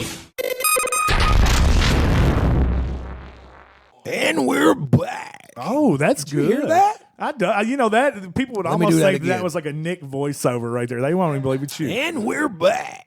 Oh, I love it. But you know they're going to know out in the live land out at Facebook Live. They're going to know that was Hey, Nick you. Nasty be killing it over at the bar though. Hey, motherfuckers! Oh, wow. Yeah. See, this is why we have an explicit on our Spotify. Yeah. There was a young lady that messaged me the other day and said, I just don't know if I can listen to the podcast. It says explicit. I said, it's not me. It's the other guy. Fuck. Oh, no. Oh, no. We ain't going to get on. I mean, they're not going to put us on like, you know how they do like what is it, the algorithm? Like, we're not going to wind up with like any Nicktoons, I don't think. You're done. That one's for my wife. You're done. I love it so much. So we were talking about, you know, how you can make money. And, you know, with that, I think we know you have the limited quantity of items. You also need to have something that other people don't have. Yeah. Different designs for your shirt. And it's not even that different designs from anybody else, but let's say you put out a Larry D shirt and you've went to every show, and especially if you're on the same loop over and over and over, you got to change that design. Yeah, up. I you got would to change that gear up. Like what you have to offer has to change. You got to those know people have already bought it. that first run's you're not making much on that first run, because if you're doing it right, you're gonna put that money back into graphics for the next run, for someone to make you a logo or some sorts of graphic. You know, you've got to invest in yourself. The thing is you know, get that gym membership and put in the work. That's where it starts. You can sit there all day. It's like I don't want to say it pisses me off, but man, you see these guys that like they could be so much. They have all the tools except willing to do the work. Yeah. You know, and what I mean by that is like you got to go that extra mile when you're not on there Saturdays, Fridays. You got to be in there at least 3 days, you know, a week, I would like to think, and get yourself together. Not for wrestling, but just for fucking life in general. That's it. And you know, on top of that, like there's tanning, there's going don't to talk about the chiropractor and work, you know, getting your body worked out, because we go through so much physical damage we give of our body to entertain. There's so many things. I'm just hitting on them vaguely, like these things, and obviously we can come back on them so that you can put more detail into it. But we know that you've got to be in some sort of shape, and let's not confuse the fact that physical shape and ring shape are two different things. You got to get in the ring, you got to get your reps in, you got to work out, you got to have gear, you got to invest in your gear. So many people get like $50 high spots gear. I talked about that the other day in the seminar. We were at NWA, and some of the best talent in the entire world. And I was sitting there behind the monitor, and I watched a kid, and very good in the ring, very, very super talented. but his gear was Right. it was just a singlet, and it was the Lucha already made, already processed singlet Yeah. that 100 people have. And if he would have just invested another $50 Probably to get right. custom done, Yeah. it wouldn't have changed his ability in the ring. He's still going to have that. I remember ability, you're but talking. He he's looked gonna great stand, too. He was yeah. he was a stud. But- He was that dude could be something. I And know exactly what you're talking He's about. gonna stand out, and he's gonna look like a star. If he, Diamond Dallas Page said it, look like you already been there. You got to go to the dance like you've been to the dance, Man, I because was you don't buying- want anybody to think like, "All right, this is the guy we got to get there." If you get there and half the work is already done, now they just got to make you a star, baby. We was going between $200 and $350 a month just in gear. You know, me personally. Yeah, I know. That's, we talked about it on the other episode where you had a different set, and sometimes it was the same stuff, Yeah. different color schemes. Yeah. You were never satisfied with going to a taping and looking exactly the same and not standing out. You went and you tanned. You went and you worked out. You went and you cut weight. You went. If for some reason one of those episodes airs like back to back, those people would have looked on one episode and the next episode and went, what the fuck? What the fuck just happened? It's magic. It's, Yeah. It's I like mean- twins. Like, have you ever seen twins that are identical but Yeah. still there's Not- that tiny yeah. difference where it's like, oh, I can tell these two apart. Yeah. I mean, to me, is like I was traveling so much too that I couldn't wear the same gear. I mean, I was on the road 5, 6 days a week. You know, I couldn't wear the same one set of gear, 6 times. You know how it gets, man. It's disgusting. You the get thing is soaking just- wet. Yeah, invest in yourself. Yeah, Just get that and, gear. and I pride myself on, wow, man, what are you going for next? What's Yeah. your scheme next? What are you going to do? Things if, like that. And if you work, and I've noticed this, like if I have a Friday shot, Saturday shot, God forbid you have like a Thursday, Yeah. Friday, Saturday, or you get in that fair season, you got Wednesday, Thursday, Friday, Saturday, and sometimes people are working on Sunday. God bless the I road used to warrior do that's Wednesday going. through Sunday every week for but 3 years. Imagine if you didn't have to worry about, especially if you're on the road and you can't get to wash your gear. Right. Right. So me personally, usually I'm on a 2-day loop, maybe a 3-day loop. And I like to be able to open up my gear bag and just have another set ready for I'd the hop next in the day. shower with my fucking gear and wash it and then hang it over top of the hotel shower, you know, just to make sure that my shit was. Yeah. And here these people are going, man, look at this star. Yeah. And they don't know what you're I'm sacrificing. sitting there to like get there. literally in the fucking shower on my ass naked, just washing the fuck out of this gear because I'm like, I'm not going to TV having stinky heat. Baby, and I'll that's tell the you that. content we've got coming to that Larry D OnlyFans. That's that OnlyFans I was telling you about. Like we can definitely build some content And- there. It's a and not only- $4.99 premium, fucking $10.99, and you never know what you get. Not only that, but Shout out Paige. if you send in the gear, we'll get the address for SkullFace put up on the screen, and if you send your gear here or even your dirty clothes, Larry D I will wash them for a Yeah, premium I will charge. wash them for a premium charge. Like naked. if I keep going, I can like get my abs to where they need to be and like fucking try to wash them on my stomach for you. So talk about like that dedication that you have to have. Obviously, we've talked about it before that when you're going, you don't want it to feel like a job. No, you don't. Or a chore because that's when you're going to quit. But let's talk about that dedication and like meal prepping and meal plans. Maybe you can shed a little light on some of the stuff you got going right now. I mean, right now I'm just today actually I've started just more so of just some more rice chicken. I actually ate some Frosted Flakes this morning with some protein in there. I listened to Jordan Clearwater and he was talking about like his meal prep and his meal Yeah. plan. He goes, there's only so many days you can just have Right, white, it is. white chicken and white and rice. like I took that into consideration as well. I know that I might have to adjust. I don't know, but right now I feel okay. I'm gonna see how it goes today and the next few weeks, and whatever. But one thing about me is like I know that I need to change certain aspects of my diet, and I know that I want more. I know that I want better. And that's just. I feel that I'm in the zone again. I feel good. It feels good to feel good again, Yeah, and some people say, well, look at you. You got a great body. You didn't start out looking like that. You went in there probably 300, maybe even at one point closer to I was 400 pounds. I was pushing for. I had a 56-inch When waist. you were in high school, I remember you being a bigger man. boy. Like, what was your biggest that you ever got to? The biggest number on the scale that I remember was like 386, 383. But I think that there was times I was about 410 probably. What did it take to change your life? When did you look in the mirror? And I'm sure there was a couple times you were like, okay, I'm going to skip a meal, or hey, I'm going to eat less. And it was like, you know, I that know didn't exactly. work, but when did you change I your know life? exactly whenever it happened. I went into a piss test for a job, and he came back and like the doctor want to talk to you, and like that never happens. Like, you know, it's just you do your fucking shit, and then you're good, and then you go. Well, this time they're like, no, you just need to sit here real quick, and the doctor came in. He was like, man, you know, you're pretty big, you're pretty heavy. I said, yeah, and he's like, you're 386 pounds. You're I won't say I was 19 or maybe 20 years. He said, you're 20 years old. And he said, the best way that I could put it to you at 20 years old, starting your life out at this size, is that you could get off of this table here and walk to your car, and your blood pressure's so high you could fall out and die, you know? And that scared the shit out of me. And I knew that my grandfather was always a bigger man. He was always standing 6'4", 350 a majority of the time of his life that I remember. And like, man, that's like, fuck, you better make a change. And it had nothing to do with wrestling at that point. But once I started to change and I started to go, and my confidence built, and I started to see like my size go down, and then it just athletically, you know, floated over into wrestling. And that's when I started to like, when I started to put the extra work into the business started to put the extra work into me. Yeah. So what is like your suggestions to people? Maybe it's not even about like the working out or what changes do people need to make in their life in general. And I don't mean health wise. I mean, if you want to make it in this business, what do you have to prepare yourself to do? What changes must you make to begin your journey towards making it in this business and being self-sufficient overall? I think that you have to believe that you can do it.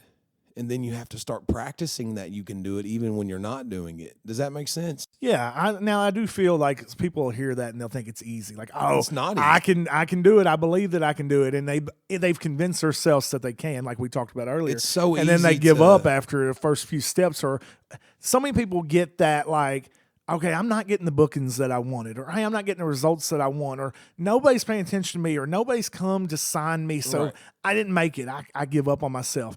And some of those people, they give up on themselves and become bitter, or they just quit in general. They just can't do it anymore. Well, I think the pressure's too much. I feel like it takes a special kind to really make it. You know, you have to be willing to make those adjustments. You have to be willing to go, because you're going to work a shoot job. You know, you have to still be willing to go to work, and you might go to Wendy's every Friday, and I might bring leftover dinner each week, and I eat terrible. Now you got to be able, if you want to make that shift, you got to be able to bring that meal prep. You got to be able to hold true, and your buddy's like, you want to go to Wendy's? No, I'm staying strong to this.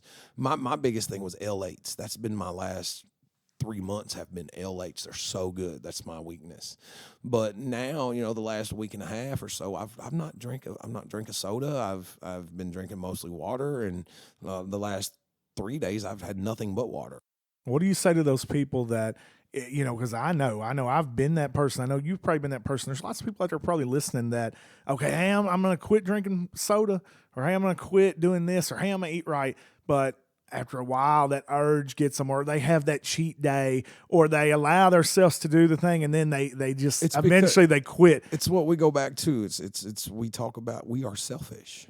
You know, we selfishly want that sweet. We selfishly want that drive-through. You know, it's like we know what we need to do. I know I better buckle the fuck down. Like I feel good, you know, and like if I decide to go off the wagon, then that's on me. You know, you got to be able to look at yourself in the mirror before you achieve any goal, because if you can't find out where you're fucking up, you never know where to fix. Yeah, and I also believe that people have to remember, you can't beat yourself to death. No. If you stumble, it is possible to get back up and still achieve your goals. Oh, yeah. I see so many people that, you know, they'll take 3 steps forward, 2 big steps back. And it takes a man or woman, whoever it is, it takes somebody that wants what they want, like and actually wants it, to just keep going forward when there's 100 stumbles. When someone tells you no, yeah, at first it's like, okay, that's okay. It's just one person.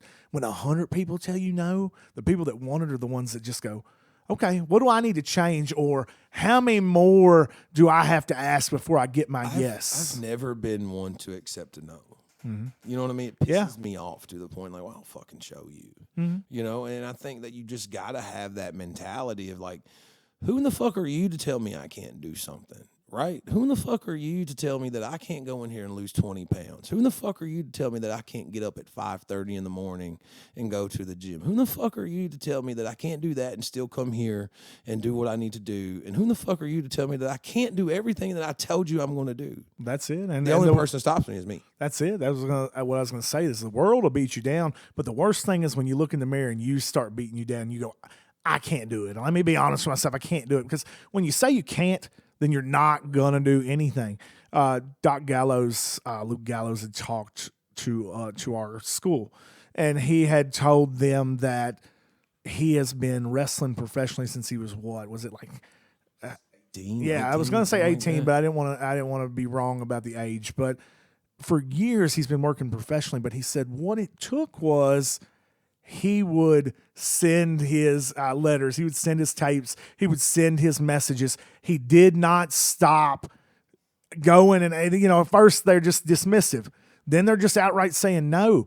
He said, but he feels like the reason that he got signed to a contract was because he asked so many times until he felt like they went, okay, listen, let's shut the kid up. Let's give him what he wants, and then when he fails, he'll go away and he won't come back. Right. And he said, that's what you got to do. You got to beat him to death with, can I? I was like, yes, I'll give you what you want. Just stop. Stop asking. He said the greasy wheel always gets the attention. Yeah. He said there may be 3 wheels on the car that have the same problem, but the one that makes the noise is the one you go into first. Oh, that's perfect. That makes perfect sense. That's the way you got to be. You can't take you go in knowing like I'm gonna get turned down quite a bit, but as long as you're willing to continue to drive, continue to push, to me, I have to drive and push myself. I'm a competitor within myself. It's like I'm very bad about like, okay, you know that you fucked up. You know that you've not went to the gym the way that you should have. You know that you've had more sodas than you should have.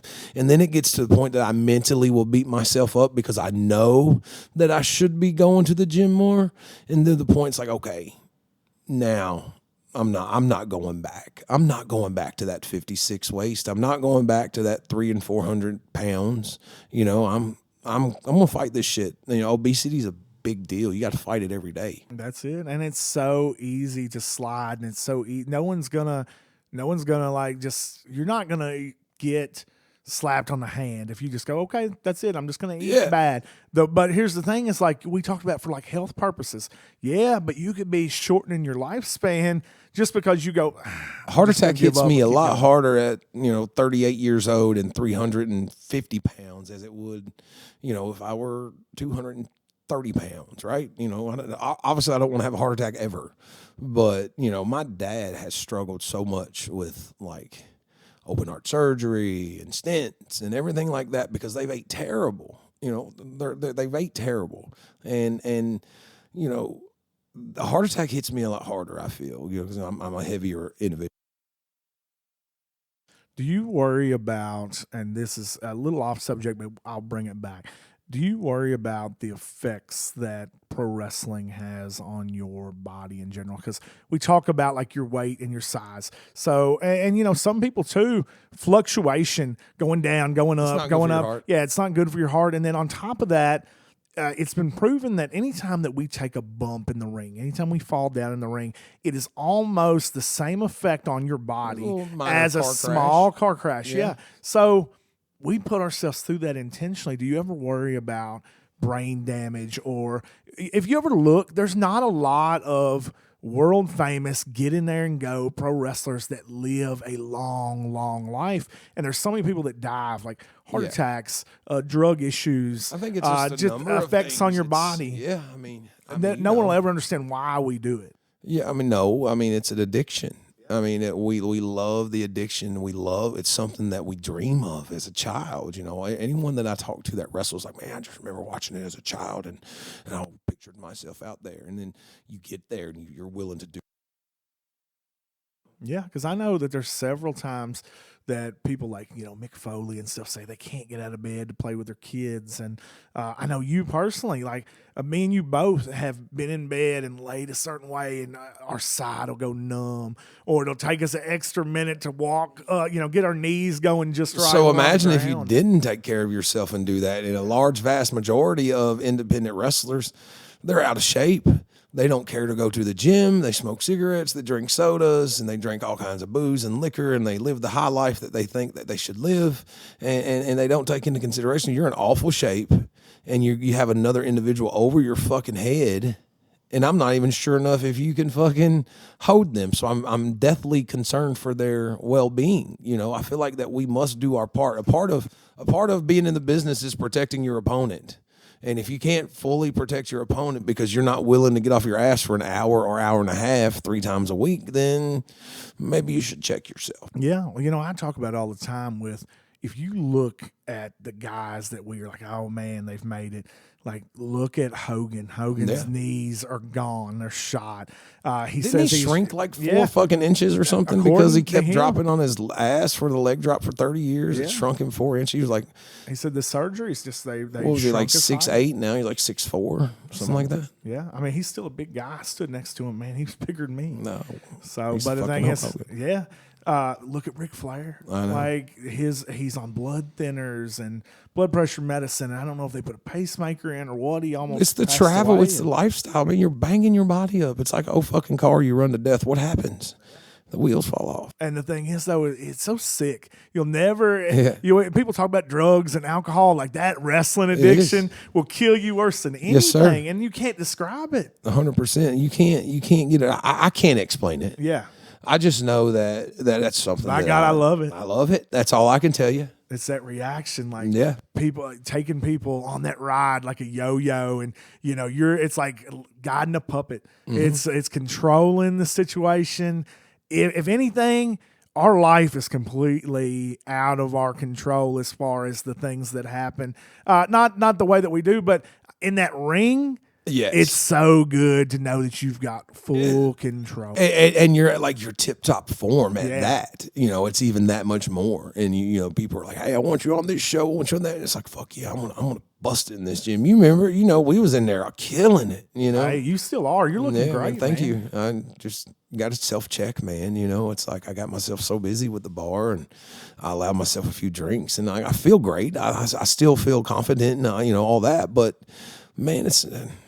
I just like to work out. I like to feel good about myself. I like knowing that like I'm working towards like bettering my life, and it's on me 100%. Each rep, you could be there with me, Paige could be there with me, but each rep I know is bettering my life, and that's the way that I have to look at it. That's it. You're just pushing yourself, and we're going to push a few of these commercial breaks, and we're going to come back and we're going to talk more about how you can make it in the business. I've got a couple questions for you that I think could really help some people out, but the only way we can help them out is if we stay on the air, and we can only stay on the air if we get these commercials. So, help you. That's right. Let's go.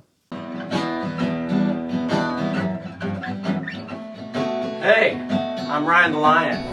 If you want to check out me and my music and my new podcast, Nick's Mayhem Music Review, go to SkullFace Records.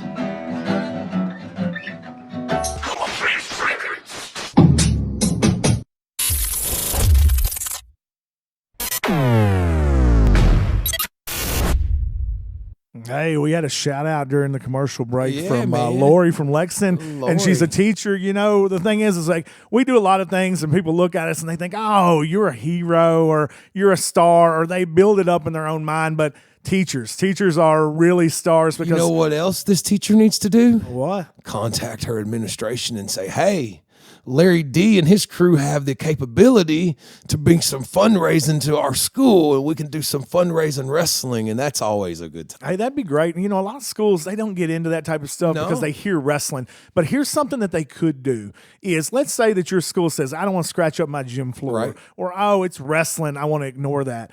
Here's something else that you could do, Lori, is either talk to your school, or maybe you have the power to do this as a teacher yourself.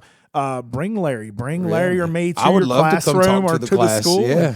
You know, because I won't cuss as much, I promise. No, not at all. And we're all about like motivational. Yeah, we're about motivational speaking, I love talking to people, that. talking to groups, because we had talked about one of the things that we feel like we are very good at is talking to people, communicating to people. I got to tell you the story. I got to tell you the story about Nick was there remember when the kid broke out the glass? He was all pissed off at the bar about a month ago.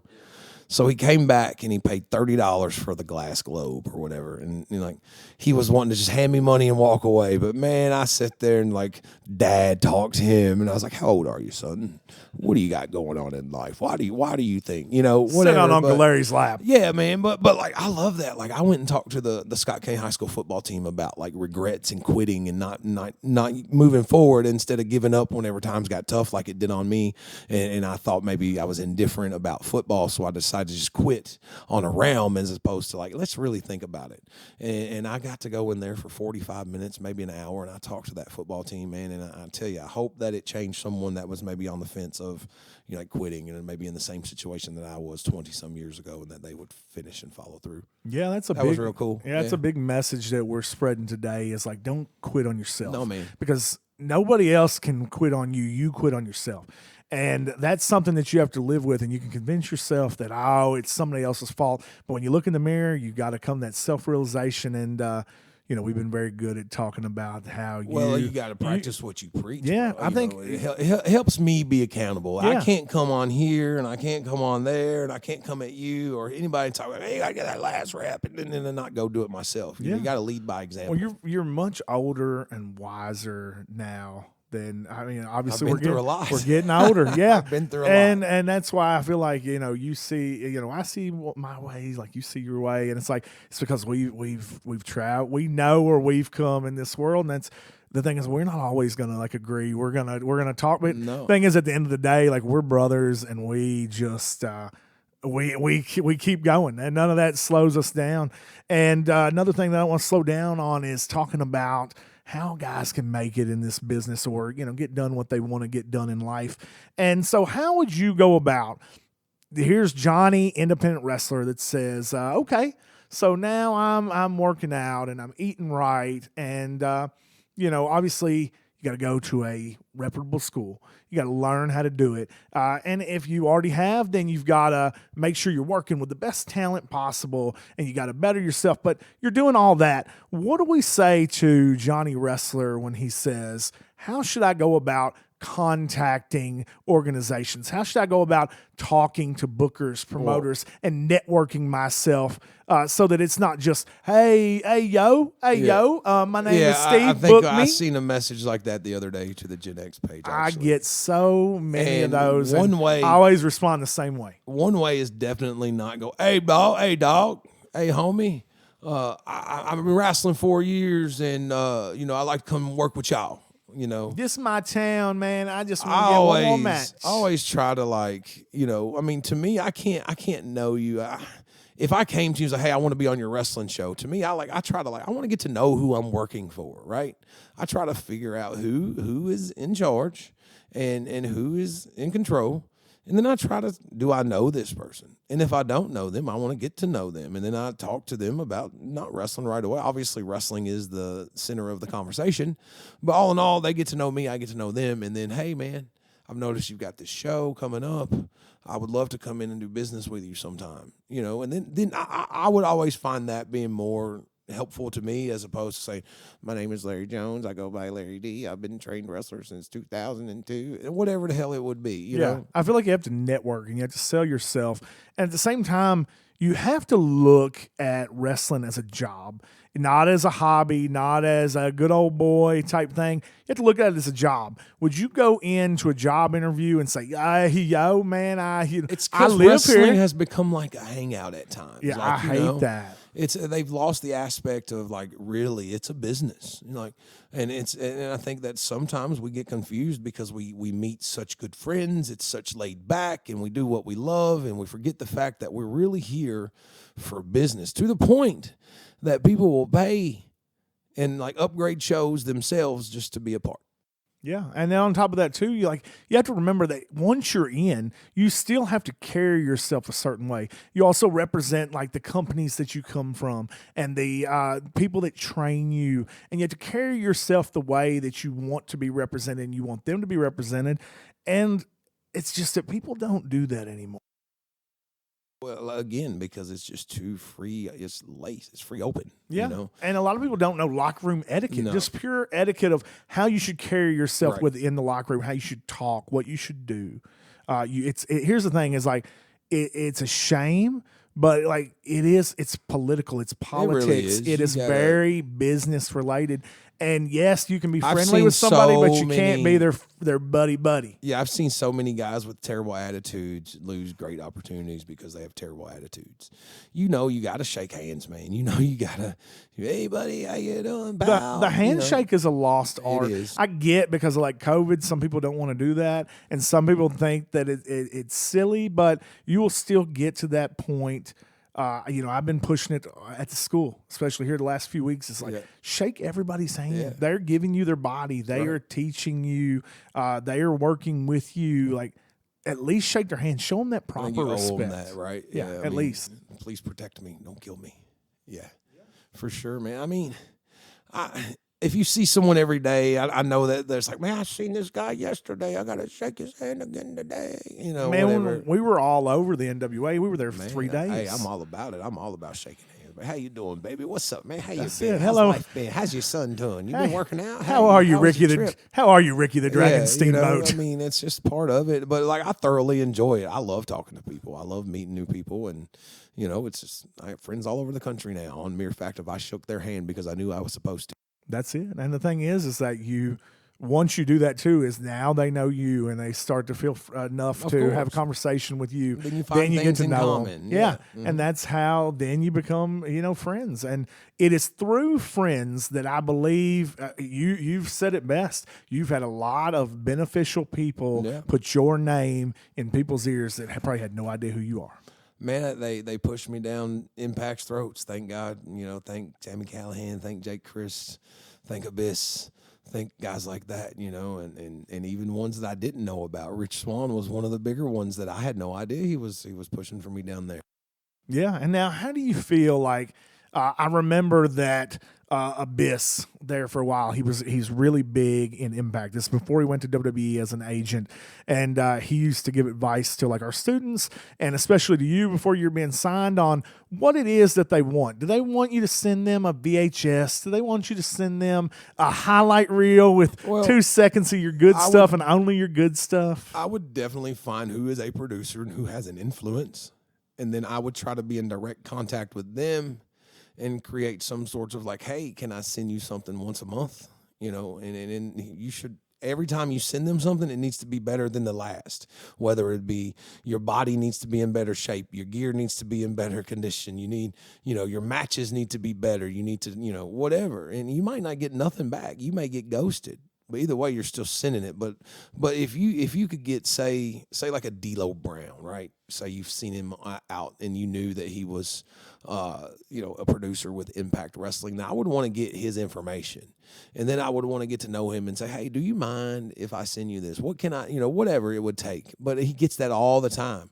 But if you can really grow that personal relationship, and he's gonna, at that point they're going to give you far harsher critiques because they know you personally now. It's like, okay, I don't have to beat around the bush. I can just tell them it fucking sucked, as opposed to, well, man, it was okay, but Yeah, and you also want to get out there. You want to take those seminars. Yes. You want to get yourself in front of agents, producers, talent, because you never know who's going to be pushing for you. We had our own seminar with representing with like Impact Wrestling and the Good Brothers, and Doc Gallows had eyes on all those guys. He also books Lariato Pro. That he had an opportunity to see our talent, and one of the things that he pushed to all our guys was he gave out addresses for he did, didn't he? Here, email the WWE. Here, email Impact Wrestling. Here, email AEW. Here's direct addresses. Send them enough messages. Somebody is going to say, okay, let's mess with you. I don't know how many of our guys took advantage of that, but I believe that you have to network and you have to make those contacts, and you gotta, we talked about it before. You had said like, hey, when the bar is closed, the work don't stop. Dude, and that's the same thing with wrestling. Just because you're not wrestling, you're always working. You're always working, whether you're networking, shaking hands, talking to somebody. You are constantly selling you because you want to put out there the image of where you want to be. When I was on my chase, I was shaking hands. Start Dayton, Ohio, Wednesday, Indiana, Thursday, Iowa, Friday, Alabama Saturday, Kentucky Sunday. I was shaking hands all over the country just in a weekend, just in a week's time. You know, it's part of it. You had to get out there, and it takes more than shaking hands. You got to put a body of work. You got to be able to get over. You got to make, you know, you could be great in the back. You know, it's like, hey, we've talked about it with Impact when I was there. It's like, that great guy. You'd love to have you at the cookout, but you still got to be able to play on the field. That's it, because they've got to be able to see something. There has to be more. Right. But, you know, that when you contact somebody, be professional. Make sure. Me personally, I'll talk about like when I'm working with talent as far as like Gen Next goes, right. Or if I am booking on any show and you send me something, because I want to get this out here to make it very clear, just in case any of those people that are sending me messages are listening. What I am looking for is not a highlight video, because you can take and put all of your best, I hit all those spots with my best friend, and you can put those highlights out there. I can't see your body of work. Give me one match. Maybe give me a promo. And maybe give me 2 matches and a promo. But here's the thing. When you're sending out these matches, I could send a match of me versus Larry, and we probably worked 100 times, and we've got chemistry, or it's somebody you've trained with, or your best friend. I don't need that match, because then if I bring you with your best friend, you're going to give me that match. Yeah. But if I pair you with anybody on the show, it doesn't mean you're going to deliver that same quality, because maybe you can only do it in that, okay, hey, we've done it and now it's second nature. Now we've worked it, but I can't go on the fly, or I can't go with anybody you put me in there with. Also, don't send pictures of yourself from like 8 years ago. Like, oh, this is where I was like at the top. My very best of my best. This was and it's me. Like you catfish me, you son of a bitch. That's it. Is there you are with like a body and a tan, and then you show up and you're 500 pounds and your hair is cut. Give them what it is that they are going Wrestling to promoters, stop putting my fat pictures up. Oh, my God. I remember I asked a guy one time, well, why did you use that picture? And they said, well, that's the one we like. That's the one we found on Google. You got to make sure you're staying current. So have up-to-date pictures, have up-to-date gear, have things that other people don't have. Get your custom gear, get your custom merchandise, get your custom pictures. Make it top-notch, because I can go over here and I can get Brad's 8x10 that he took with like a old school. You remember the pictures? You'd take them, they'd instantly come out, and he's selling this thing for $5. Or I come over there and I get your real nice, professionally made glossy. Shout out to Squared Circle Expo for some amazing photos that you can find on those Larry D gimmick tables. We've run through them. That's it. And hey, coming up, Squared Circle Expo 3. I hope that we're a part of that. Be a part of that again. I would love that. And even if we're not, they're hitting big. They're firing hard. Kurt Angle already announced as one of their headliners. It's true. That's it. Amazing. If they're starting that hot, you can only imagine where they're going to go from there. And it's a wonderful experience. Tickets are getting ready to go on sale to the public. A lot of them already went on the pre-sale. I predict it is going to be a wonderful weekend of professional wrestling, meet and greet opportunities, and I love being a part of it. You love being a part of it. It's coming up, I believe, in April. I hope that we're there again. That's it. I'm excited. Hopefully they're listening. Yeah. The thing is, come on, Edward. I'm talking to you, Edward. If you're a fan of Squared Circle Expo, or you know somebody that is, hey, drop it in their comments. Let them know that you want to see me, Maxx A Mic right there. Maybe we can do a me, Maxx A Mic there. That's it, live. Maybe we do a panel. That would be fun. I would love to do this live right there at Squared Circle Expo. Speaking of that, resumes. That's something else that I want to see. If I ask you for a resume, I need you to give me, you can give me a couple of those matches. You can give me that promo, but that resume is going to tell me everything I need. It's just like applying for a job. It's your application. It's your text. It's everything that you need there. It gives you what you get. I have had people go, resume ? And just explain to people, in case they don't know, how you recommend to do a resume. I mean, mine was simple. I let them know who I am, how long I've been in the business, who trained me, notable promotions I've worked for, notable matches that I've had, and then I would send them my links, and then, all that photos and stuff. I never made it huge, because I know that every wrestling promoter is going to open up their inbox today, and there's going to be these long, huge resumes. And I found out that short, sweet, to the point, you know what you get, and then if, you bring me in, you get to find so much more out. But I give you what you need in my resume, and it has to be who I am, how long I've been there, what I've accomplished, and what I would like to accomplish. Some of them I've even put my goals, what I want to accomplish moving forward. And it works. I mean, I found most success though just reaching directly, talking. Yeah, and I also think that one thing that you have to do is you have to make it clear to the promoter, not just like, here's what I want. It's like, here's what I can offer to your show. You know what I mean? Like, you can't just go like, I want to be the champion, or hey, I want to work on your show because it's really, really cool. You go, okay, here's what I would like, and here's what I bring to the table. Here's my part of it. And this has been more so of my career, and this speaks cool high of it, I feel, is majority of my bookings have always came from like wrestling on a show, and then someone that's a part of another show. Hey man, I run this show here. What can you talk? You got any dates open? And then they send me dates, and then I would fill them up. I've sent the resumes and done. Don't trust me, I've done that. But like majority of it just came from getting out there and just putting some work in. You definitely got to get in those cars. Yeah. You got to make face. You got to be there. Don't be afraid to go and help set up some chairs, help set up a ring, to shake the hand of a promoter, to get in and make your contacts. You got to network. But it's all about putting that work in and what you've got to do. And I'm going to ask our fans out there, our supporters, you got to put your work in. So you got to hit that like, share, subscribe, hit the bell icon. Ring that bell, baby. Ring that bell. That's it's time it. for me, Maxx A Mic, right here at SkullFace Studios. That's it. If you hit that bell icon, you will never miss an episode. We're on Spotify, all major social media platforms. We're over on Twitter. Whatever it is, just make sure you're getting the word out, because we can't do this without each and every one of you. And hopefully you guys join the team. Send in your questions. Leave your comments in the comments section. Love questions. That's it. Join us. It's rapid fire. They hit me with sometimes to catch me off guard. Like, ooh, I'm going to answer that son of a bitch. Hey, well, we're going to answer some, and we're going to answer right after this. Ooh, be right back. Some creepy guy is stalking you in the parking garage at 3 a.m., but you're not worried because you have a Bright for War Industries knife strapped to your belt. Don't be a victim in this crazy world. Protect yourself. Carry a knife made by Bright for War Industries. It may save your life. Hi, this is Josh for Bright for War Industries. I'm a professional knife maker with 15 years experience. If you're looking for a unique gift or a high-performance piece of cutlery for the kitchen, the field, or for personal protection, look no further. Look for me on Instagram at Bright for War.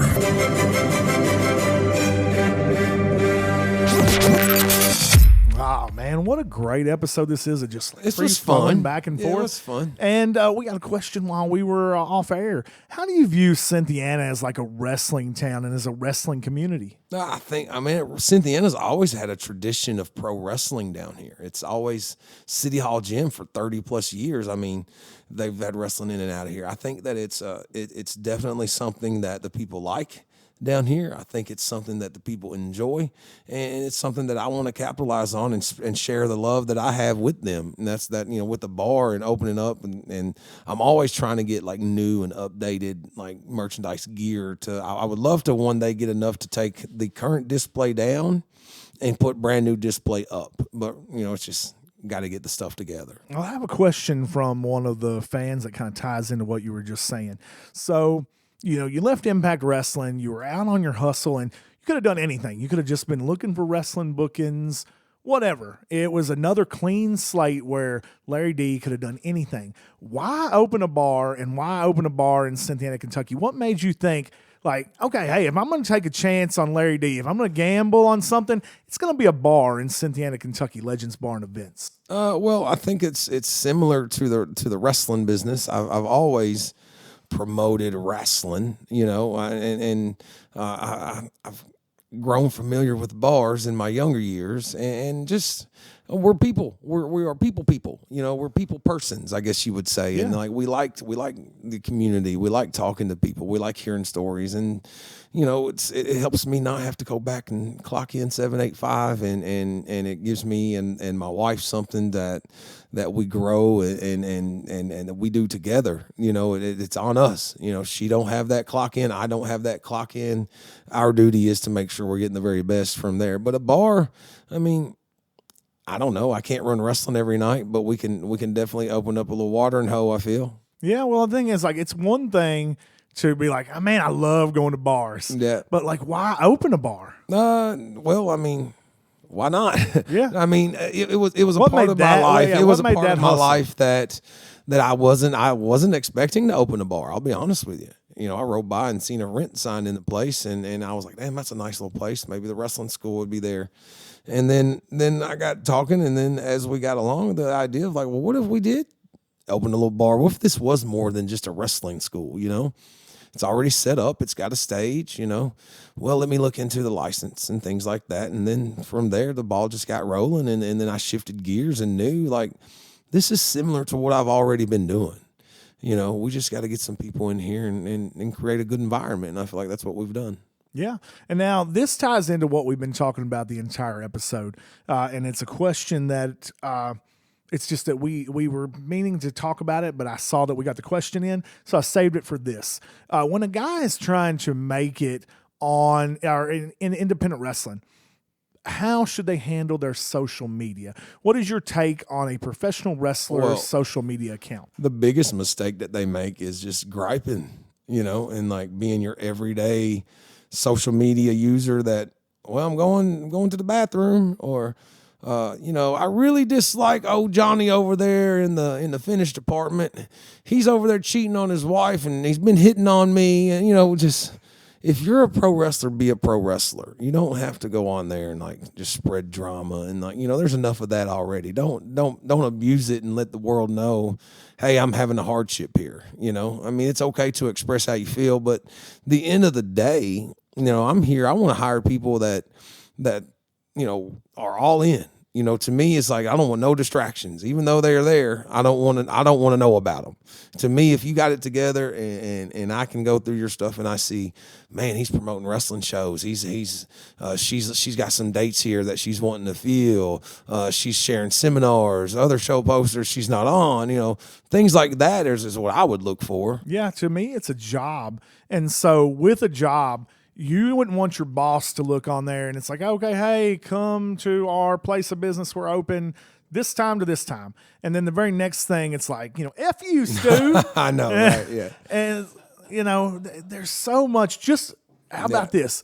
Be a professional. Professional is the first part of professional wrestling. Be a professional. Some of the best advice I ever got on social media was type it out, reread it.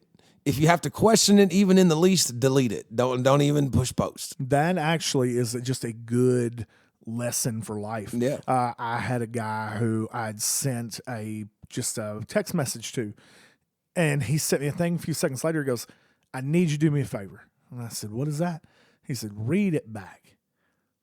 And I read it back, and I was like, he goes, the way that you have typed this is so professional, and it's so the way it's coming through your mind that the way you type it and the way I read it couldn't be two different things, and I could easily misread this as an aggressive text. And it was like, no, I was just trying to give the facts. There was no need for anything except for what you text need to know. Text can definitely be misconstrued, and I think that's with anything. Text, Facebook.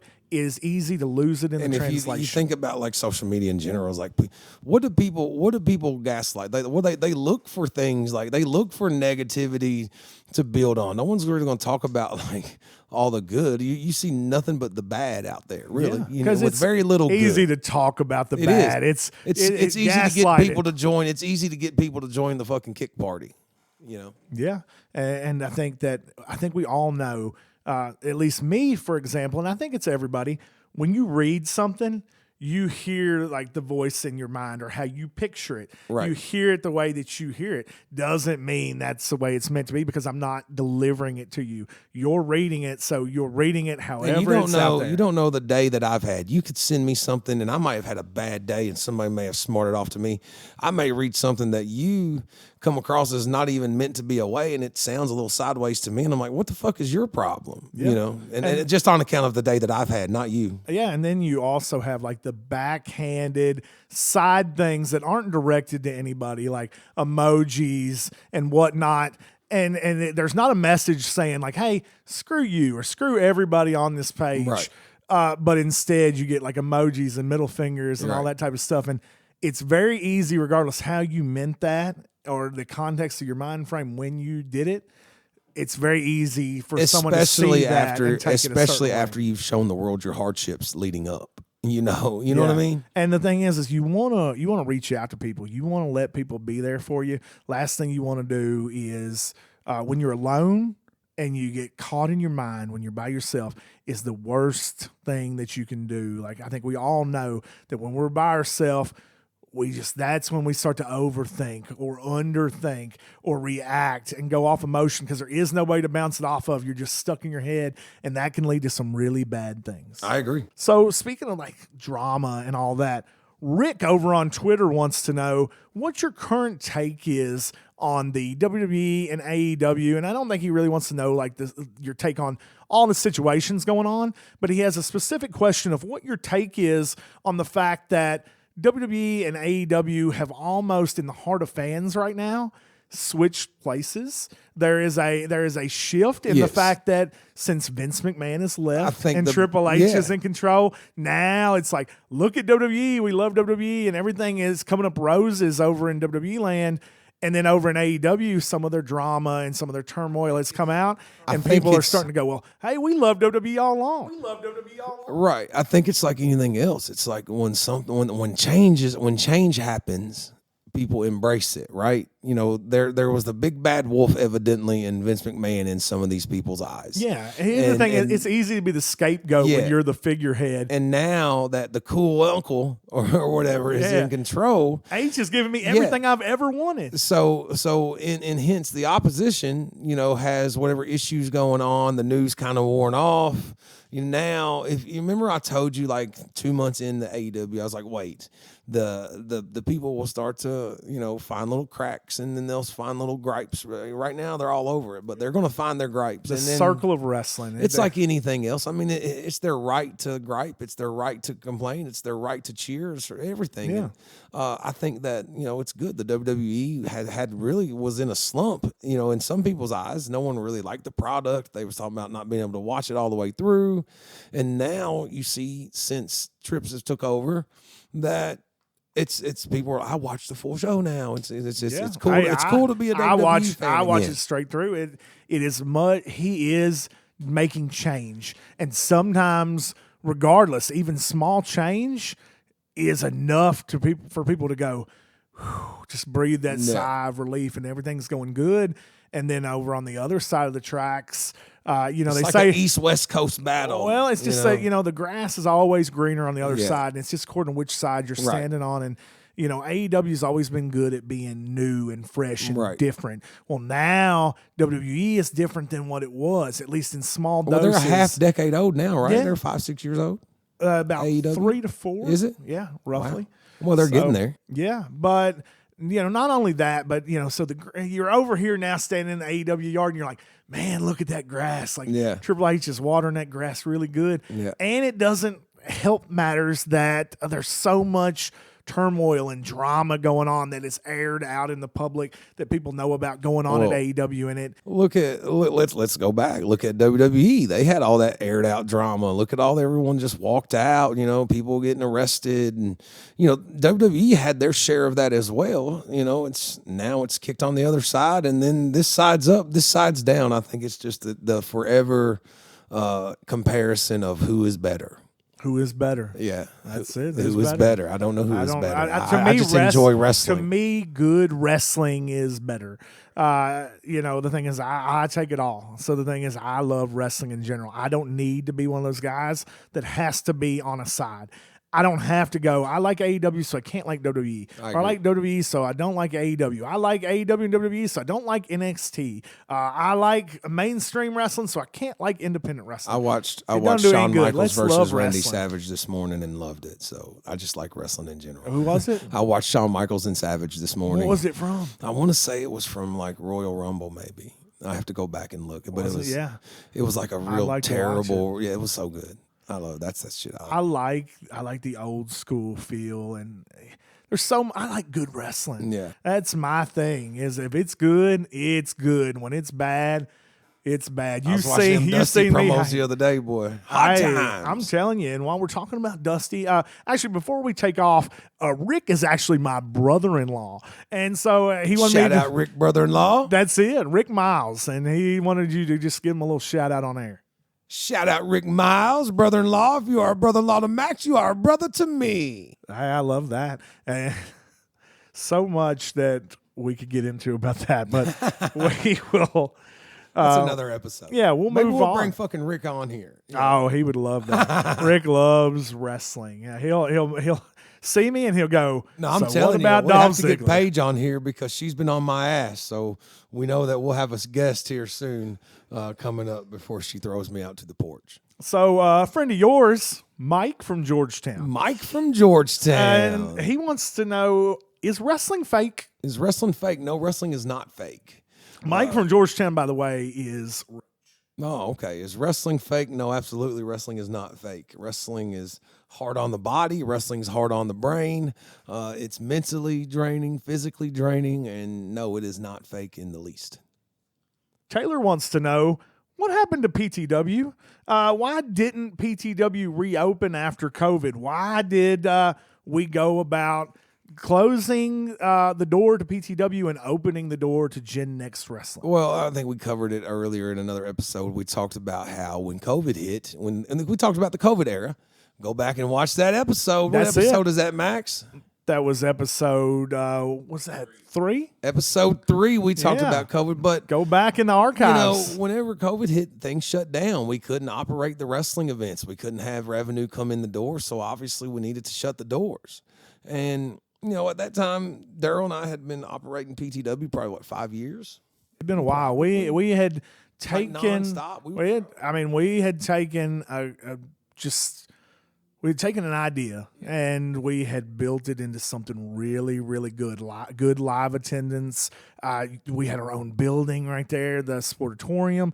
It was very, very successful, but in order to pay the rent on that building, you have to have the revenue from fans come to the door. And with COVID, there are no shows, there are no fans, there is no money. So that building is sitting there and they're asking for rent, and the rent piles up and piles up and piles up. Eventually, you got to decide, are we paying for an empty building? Make or break here. Yeah, you can't even run wrestling schools at the beginning of COVID. Right. So there's no money coming in. It's either pay for an empty building or let it go, and then the second part to his question, then you have to assess the future. So when wrestling could open back up, why was it not PTW? Why did PTW close and Gen Next open? And that's a good question. And here's why, is that I don't think people realized everything that Daryl had went through prior with passing of his wife and everything that goes along with it. And I think that for 5 years running straight, he's just kind of worn out. And I think that he probably seen another side of life that he enjoyed. And he didn't want to tie up with wrestling if I were to guess. I think it was financially draining.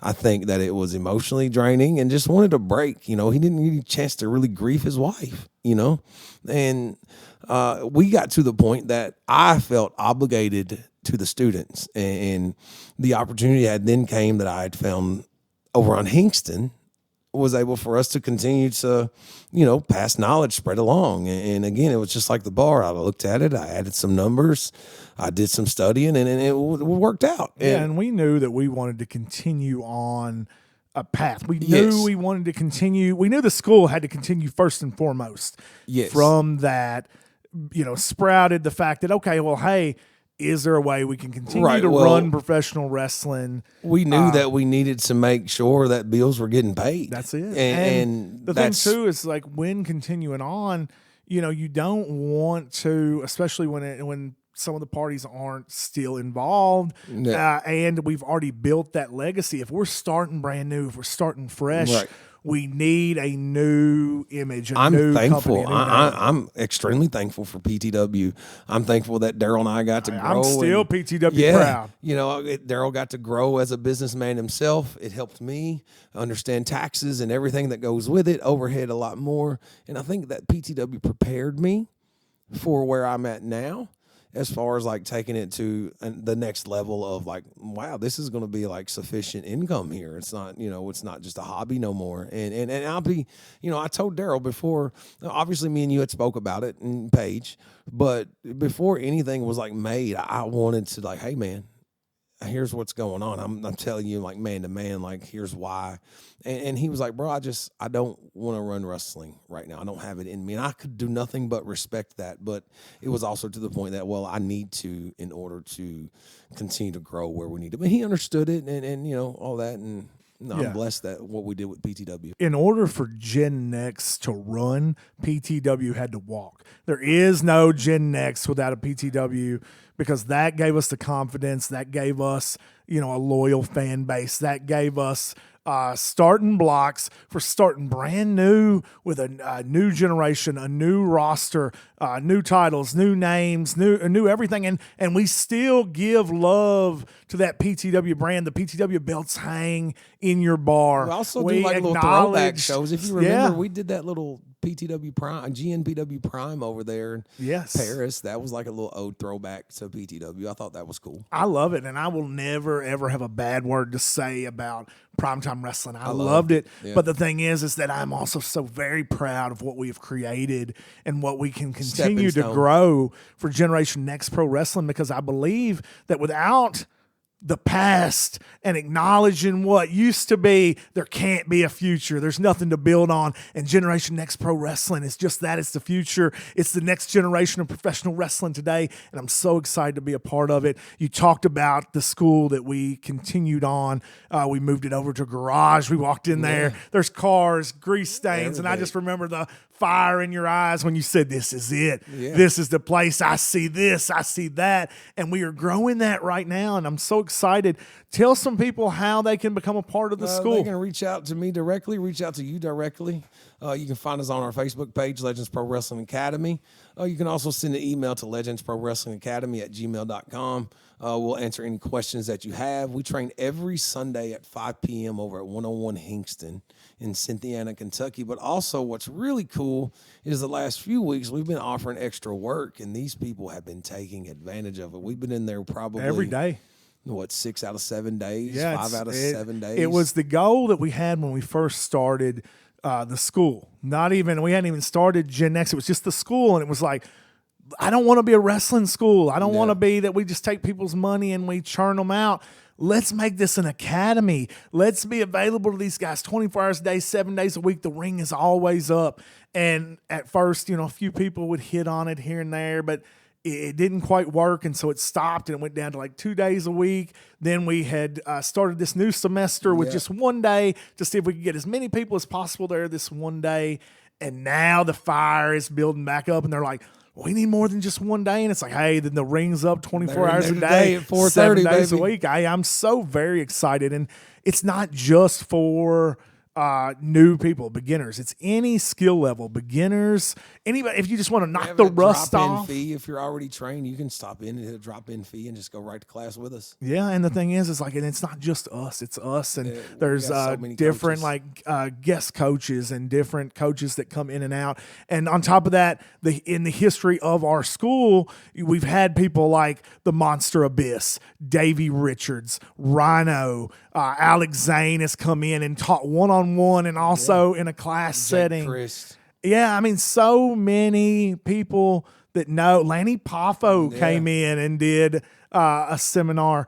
So many people that are willing to give of their knowledge and give of their time. And the only thing that we want to do is we want out of this what you want out of this. You just tell us what you want, and we're going to help you to become the best you possible. So like I said, once again, make sure that they understand the address, what it's going to take to be a part of the academy, and how they can get in touch with the school. We already said you can contact us. There's also a Legends Pro Wrestling Academy page over on Facebook.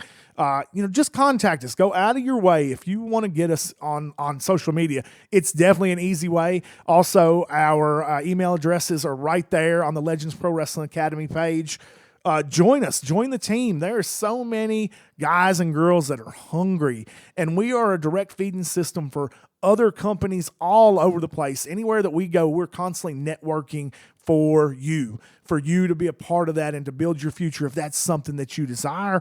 And not only that, but we're a direct feeding system to our own company, Generation Next Pro Wrestling. A lot of the people that you're going to see on Bar Brawl, I mean, that right there is like a showcase of some of the best talent from around the world mixed in with young and hungry competitors that a lot of them, we are building right there at Legends Pro Wrestling Academy. I'm excited about that. I'm also excited about the fact that we have a huge camp coming up. Can you tell them about the camp and give them that information? It's November 19th and 18th and 19th. It's the Friday and Saturday that weekend. And it's just $100, and you get to come up there, and we're going to drop some knowledge all day long, all weekend, and then we wrap you up. We're going to do a student showcase, like a camp student showcase, and we'll put it right there in the bar. And I don't want there to be confusion. There's a little confusion, I understand, after talking to a couple people. They think it's going to be like we've done in the past, where we do like a little student show there in the camp and just in front of the campers. No, we are going to be putting you live in front of a crowd. People, baby. Right there in the Legends Barn Events. We're putting on a show, and we're going to showcase everything that you already know and all the tricks that we teach you. We're going to make you the very best you possible, because we got to leave pro wrestling better than we found it. It's the way we do it, baby. So excited. But make sure you get in contact with us. There's only going to be 20 spots available. Spots, they're going fast. We may only have 15 or less left. And so we'll have to take a look at that. Definitely get in touch definitely, with me. I want you to message us. If you have to, leave a comment here on the podcast, however you're listening to it today. So many really cool things over at that school, and I want to help people be a part of it. And I also want to make sure that people understand that me and you, we ain't done hitting that road. If they want to bring us in, or, we team, we wrestle. But most importantly, the thing that we do best is we teach pro wrestling. That's it. I love it. And why not? Bring me in, bring you in, bring us in as a team, because, we finish each other's sentences. What you don't think to tell them, I'll tell them. What I don't think to tell them, you tell them. And it's just a perfect package to bring in as seminar to help your company, your organization, or if you want to camp, we can set up for 2 or 3 days if it is financially feasible. We did it there in Seattle. That's it. We're taking it all over the globe, wherever you want to take it. I'd love to take it overseas. I'd like to go. I will learn Japanese. You have to learn the fluent language. I had to talk to Brother Chad and see what New Japan hookups. Maybe we'll message Rocky Romero, see if we can't get some kind of joint New Japan project. Barbara Tokyo. I'll take it. All right. Hey, we're going to come back with a few more questions right after this. What's going on, guys? Thanks for tuning in to SkullFace Records Radio. You guys want to help and maybe own some of your own SkullFace Records merch? Dude, we got mad CDs for $10 a piece. CDs like the Next to Nothing Valenian Split, Brian Himes' 2020 release with SkullFace Records, my newest release, Nick Nasty, Ryan the Lion, the Kentucky's Underground comp series 1 through 6. Those are available right now. $10 shipped straight to your door. Swamped and Ashy, One Part Madness, Anonymous, Cannibalistic Death Cult. Also at SkullFace Records, we have a whole bunch of cool shirts that are going to be available for $15 shipped. Now, we had a lot of overstock, so the custom colors might not be exactly what you want, but they're $15 shipped right now. Hit me up on Facebook or at nickhimes@gmail.com to make your orders now. Also through Lord Thaddeus, we have some patches, we have some stickers available. Like I said, just hit me up on Facebook or at nickhimes@gmail.com. That's NICHIMES@gmail.com to make your orders now. Don't forget also to check out all of our shows, our programming, our new music releases, our podcast shows. You can see all that on our YouTube page, all over Facebook. Check out our SkullFace Records Bandcamp. That's skullfacerecords.bandcamp for all of our new music releases. You can download, get the digital side of SkullFace Records through our Bandcamp. Thanks. This is Nick Nasty, and thanks for tuning in to SkullFace Records Radio. SkullFace Records.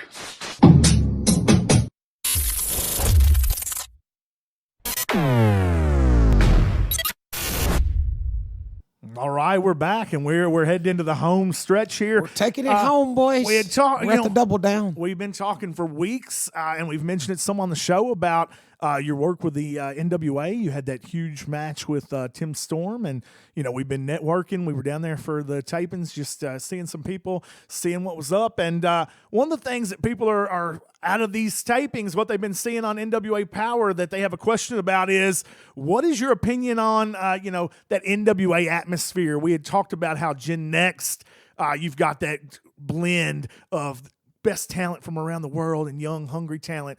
That's the same thing you see at the NWA. You see legends, you see big names, and you see guys that you don't know that are hungry, looking to be that next big star. Talk about that with the NWA. I see tradition. Yeah. Like I see when I grew up as a kid, like I watched the NWA with my father. My dad introduced me to pro wrestling for the NWA. So, I mean, I feel that being there and being a part of that's pretty cool. That's somewhere I want to be. And you're right. It's got a mix of the veterans. It's got a mix of these younger kids. It's they got great setups. Everything's going well for the NWA. I see nothing but great things for them. That's it. I love it. I recommend, and you can tell by looking at my social media. NWA USA, NWA That's Power. It. Hire you us. go over to Fight TV 605 on Tuesday, and then it drops to the world on Saturday over on YouTube. I absolutely love the NWA. That is awesome. Hey, Billy, how are you?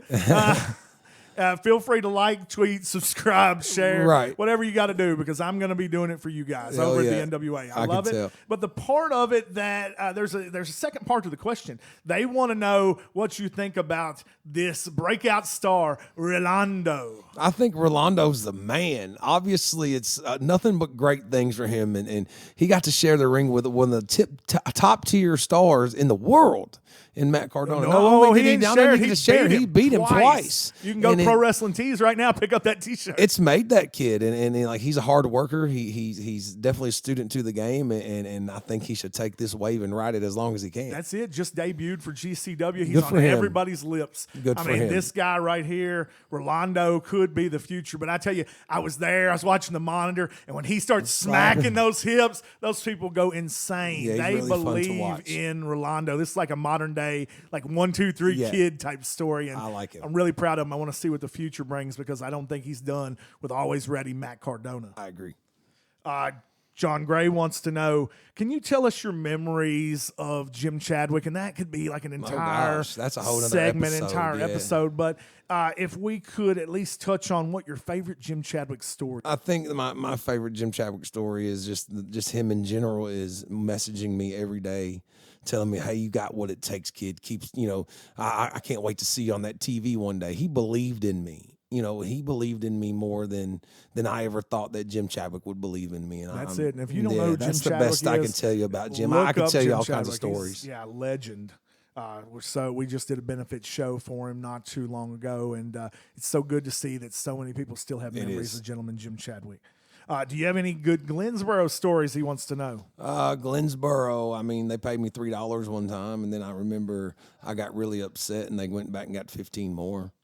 But Glensboro, you just kind of, there's Paige calling. Those are the Braves. Yeah, that's it. Glensboro was Glensboro. It was fun for a while we had it, Taylor wants to know, whenever you left Impact Wrestling, did you ever have that, and I think we already talked about it, did you ever have that I should be there, I should still be there mindset? And more importantly, did you ever let it affect you physically, mentally? Did it ever weigh on you? And his big tie into that question is, when you were in matches, did it ever did you ever start having matches that weren't up to that Larry D quality No, because you were never. in your mind thinking, Never. God, I should be there? And he's talking about after you left Impact Wrestling. No, I'm talking about when I left Impact Wrestling too. I still top of my game always, and you know, I worked hard to do. I still think that I have unfinished business at Impact Wrestling. Of course, I think I could still go with anybody there. Yeah, Yeah, no problem with that. Now, he does have the extra follow-up question too. Have you ever had a match where you weren't in that Larry D mindset that you look back on and you're embarrassed of your performance in the match? no, very early with just guys that really didn't want to do a whole lot and they were stubborn and didn't want to go. Yeah, that was it. I know that you said that you've had moments like you had that match with Michael Elgin, and you said that you just were like, that wasn't me, that wasn't my best, and I didn't perform the way that Larry D would. Right. I think maybe that's some of the stuff he's talking about too. I don't think so. I think that my pride won't allow me to do it. I want to give my all every time. Gary from Ohio wants to know, would you please talk about what it is like to be a part of like studio wrestling, your opinion on studio wrestling, especially with your work with the NWA, but any place that you've been with studio wrestling. And he wants to tie that into what it was like to run studio wrestling yourself. Big fan of Gen Next TV. And he added this, Gary Maney. Gary Maney. I think that it was very simple for me because I've been used to wrestling the indies for so long that I'm, you know, it's just I've always been in a studio type setting. And as far as like learning, I mean, you can't help but to learn. You go to the next level, you pick up on what they're doing, you see how they're doing, how it comes together, and you want to implement that yourself because you've grown yourself and you want to spread that. Yeah, and here's the thing. Hopefully, we've helped some people today know what they can do for their journeys in life and moving forward. You know, obviously, if you have any questions, put them in the comments, drop them in. But I think that this can lead into next week. I think that we can talk more about studio wrestling, and he wants us to share some stories about, you know, we were running Gen Next TV. We were doing the same thing that they do with the NWA. You know, we were just at the NWA. They did tapings for 3 days. You're there all day. It's long hours, and you're putting in so much time and effort to do 3 or 4 tapings a day and push this product and have it and then air it out to the world. And, you know, we know the trial and tribulations that go into that because, Gen Next TV was definitely a venture that I would love to discuss when we return next week. What do you think about that? I would love to talk about like how we implemented what I learned from TV to how we done the Gen X tapings and the show in general and how we had that shift. I would absolutely love it. I don't think we have enough time today, but we can definitely. Today. I think we come back with that. I think that'll be the topic of next week's show. Okay. We'll talk about Gen X TV. We'll talk about studio wrestling because those were long days, long nights, a lot of editing, a lot of reshoots, restarts, and, more importantly, it's more than just a story of that. We started in a garage that we touched on today, and it was freezing. It was cold. You could see people's breath, but let's talk about that next week. Let's do that next week. Hey, I love that. Thank you guys so much. Don't forget, like, subscribe, share. Ring that bell. Oh, yeah. You got to get the word out. Oh, my God. I love it right there. I love it. Ladies and gentlemen, this has been episode 6. Larry D, Maxx Sledd. You done fucked him up at the end. Oh, man. And this is the only podcast that is truly everything legendary. Let's go home. We'll see you next week.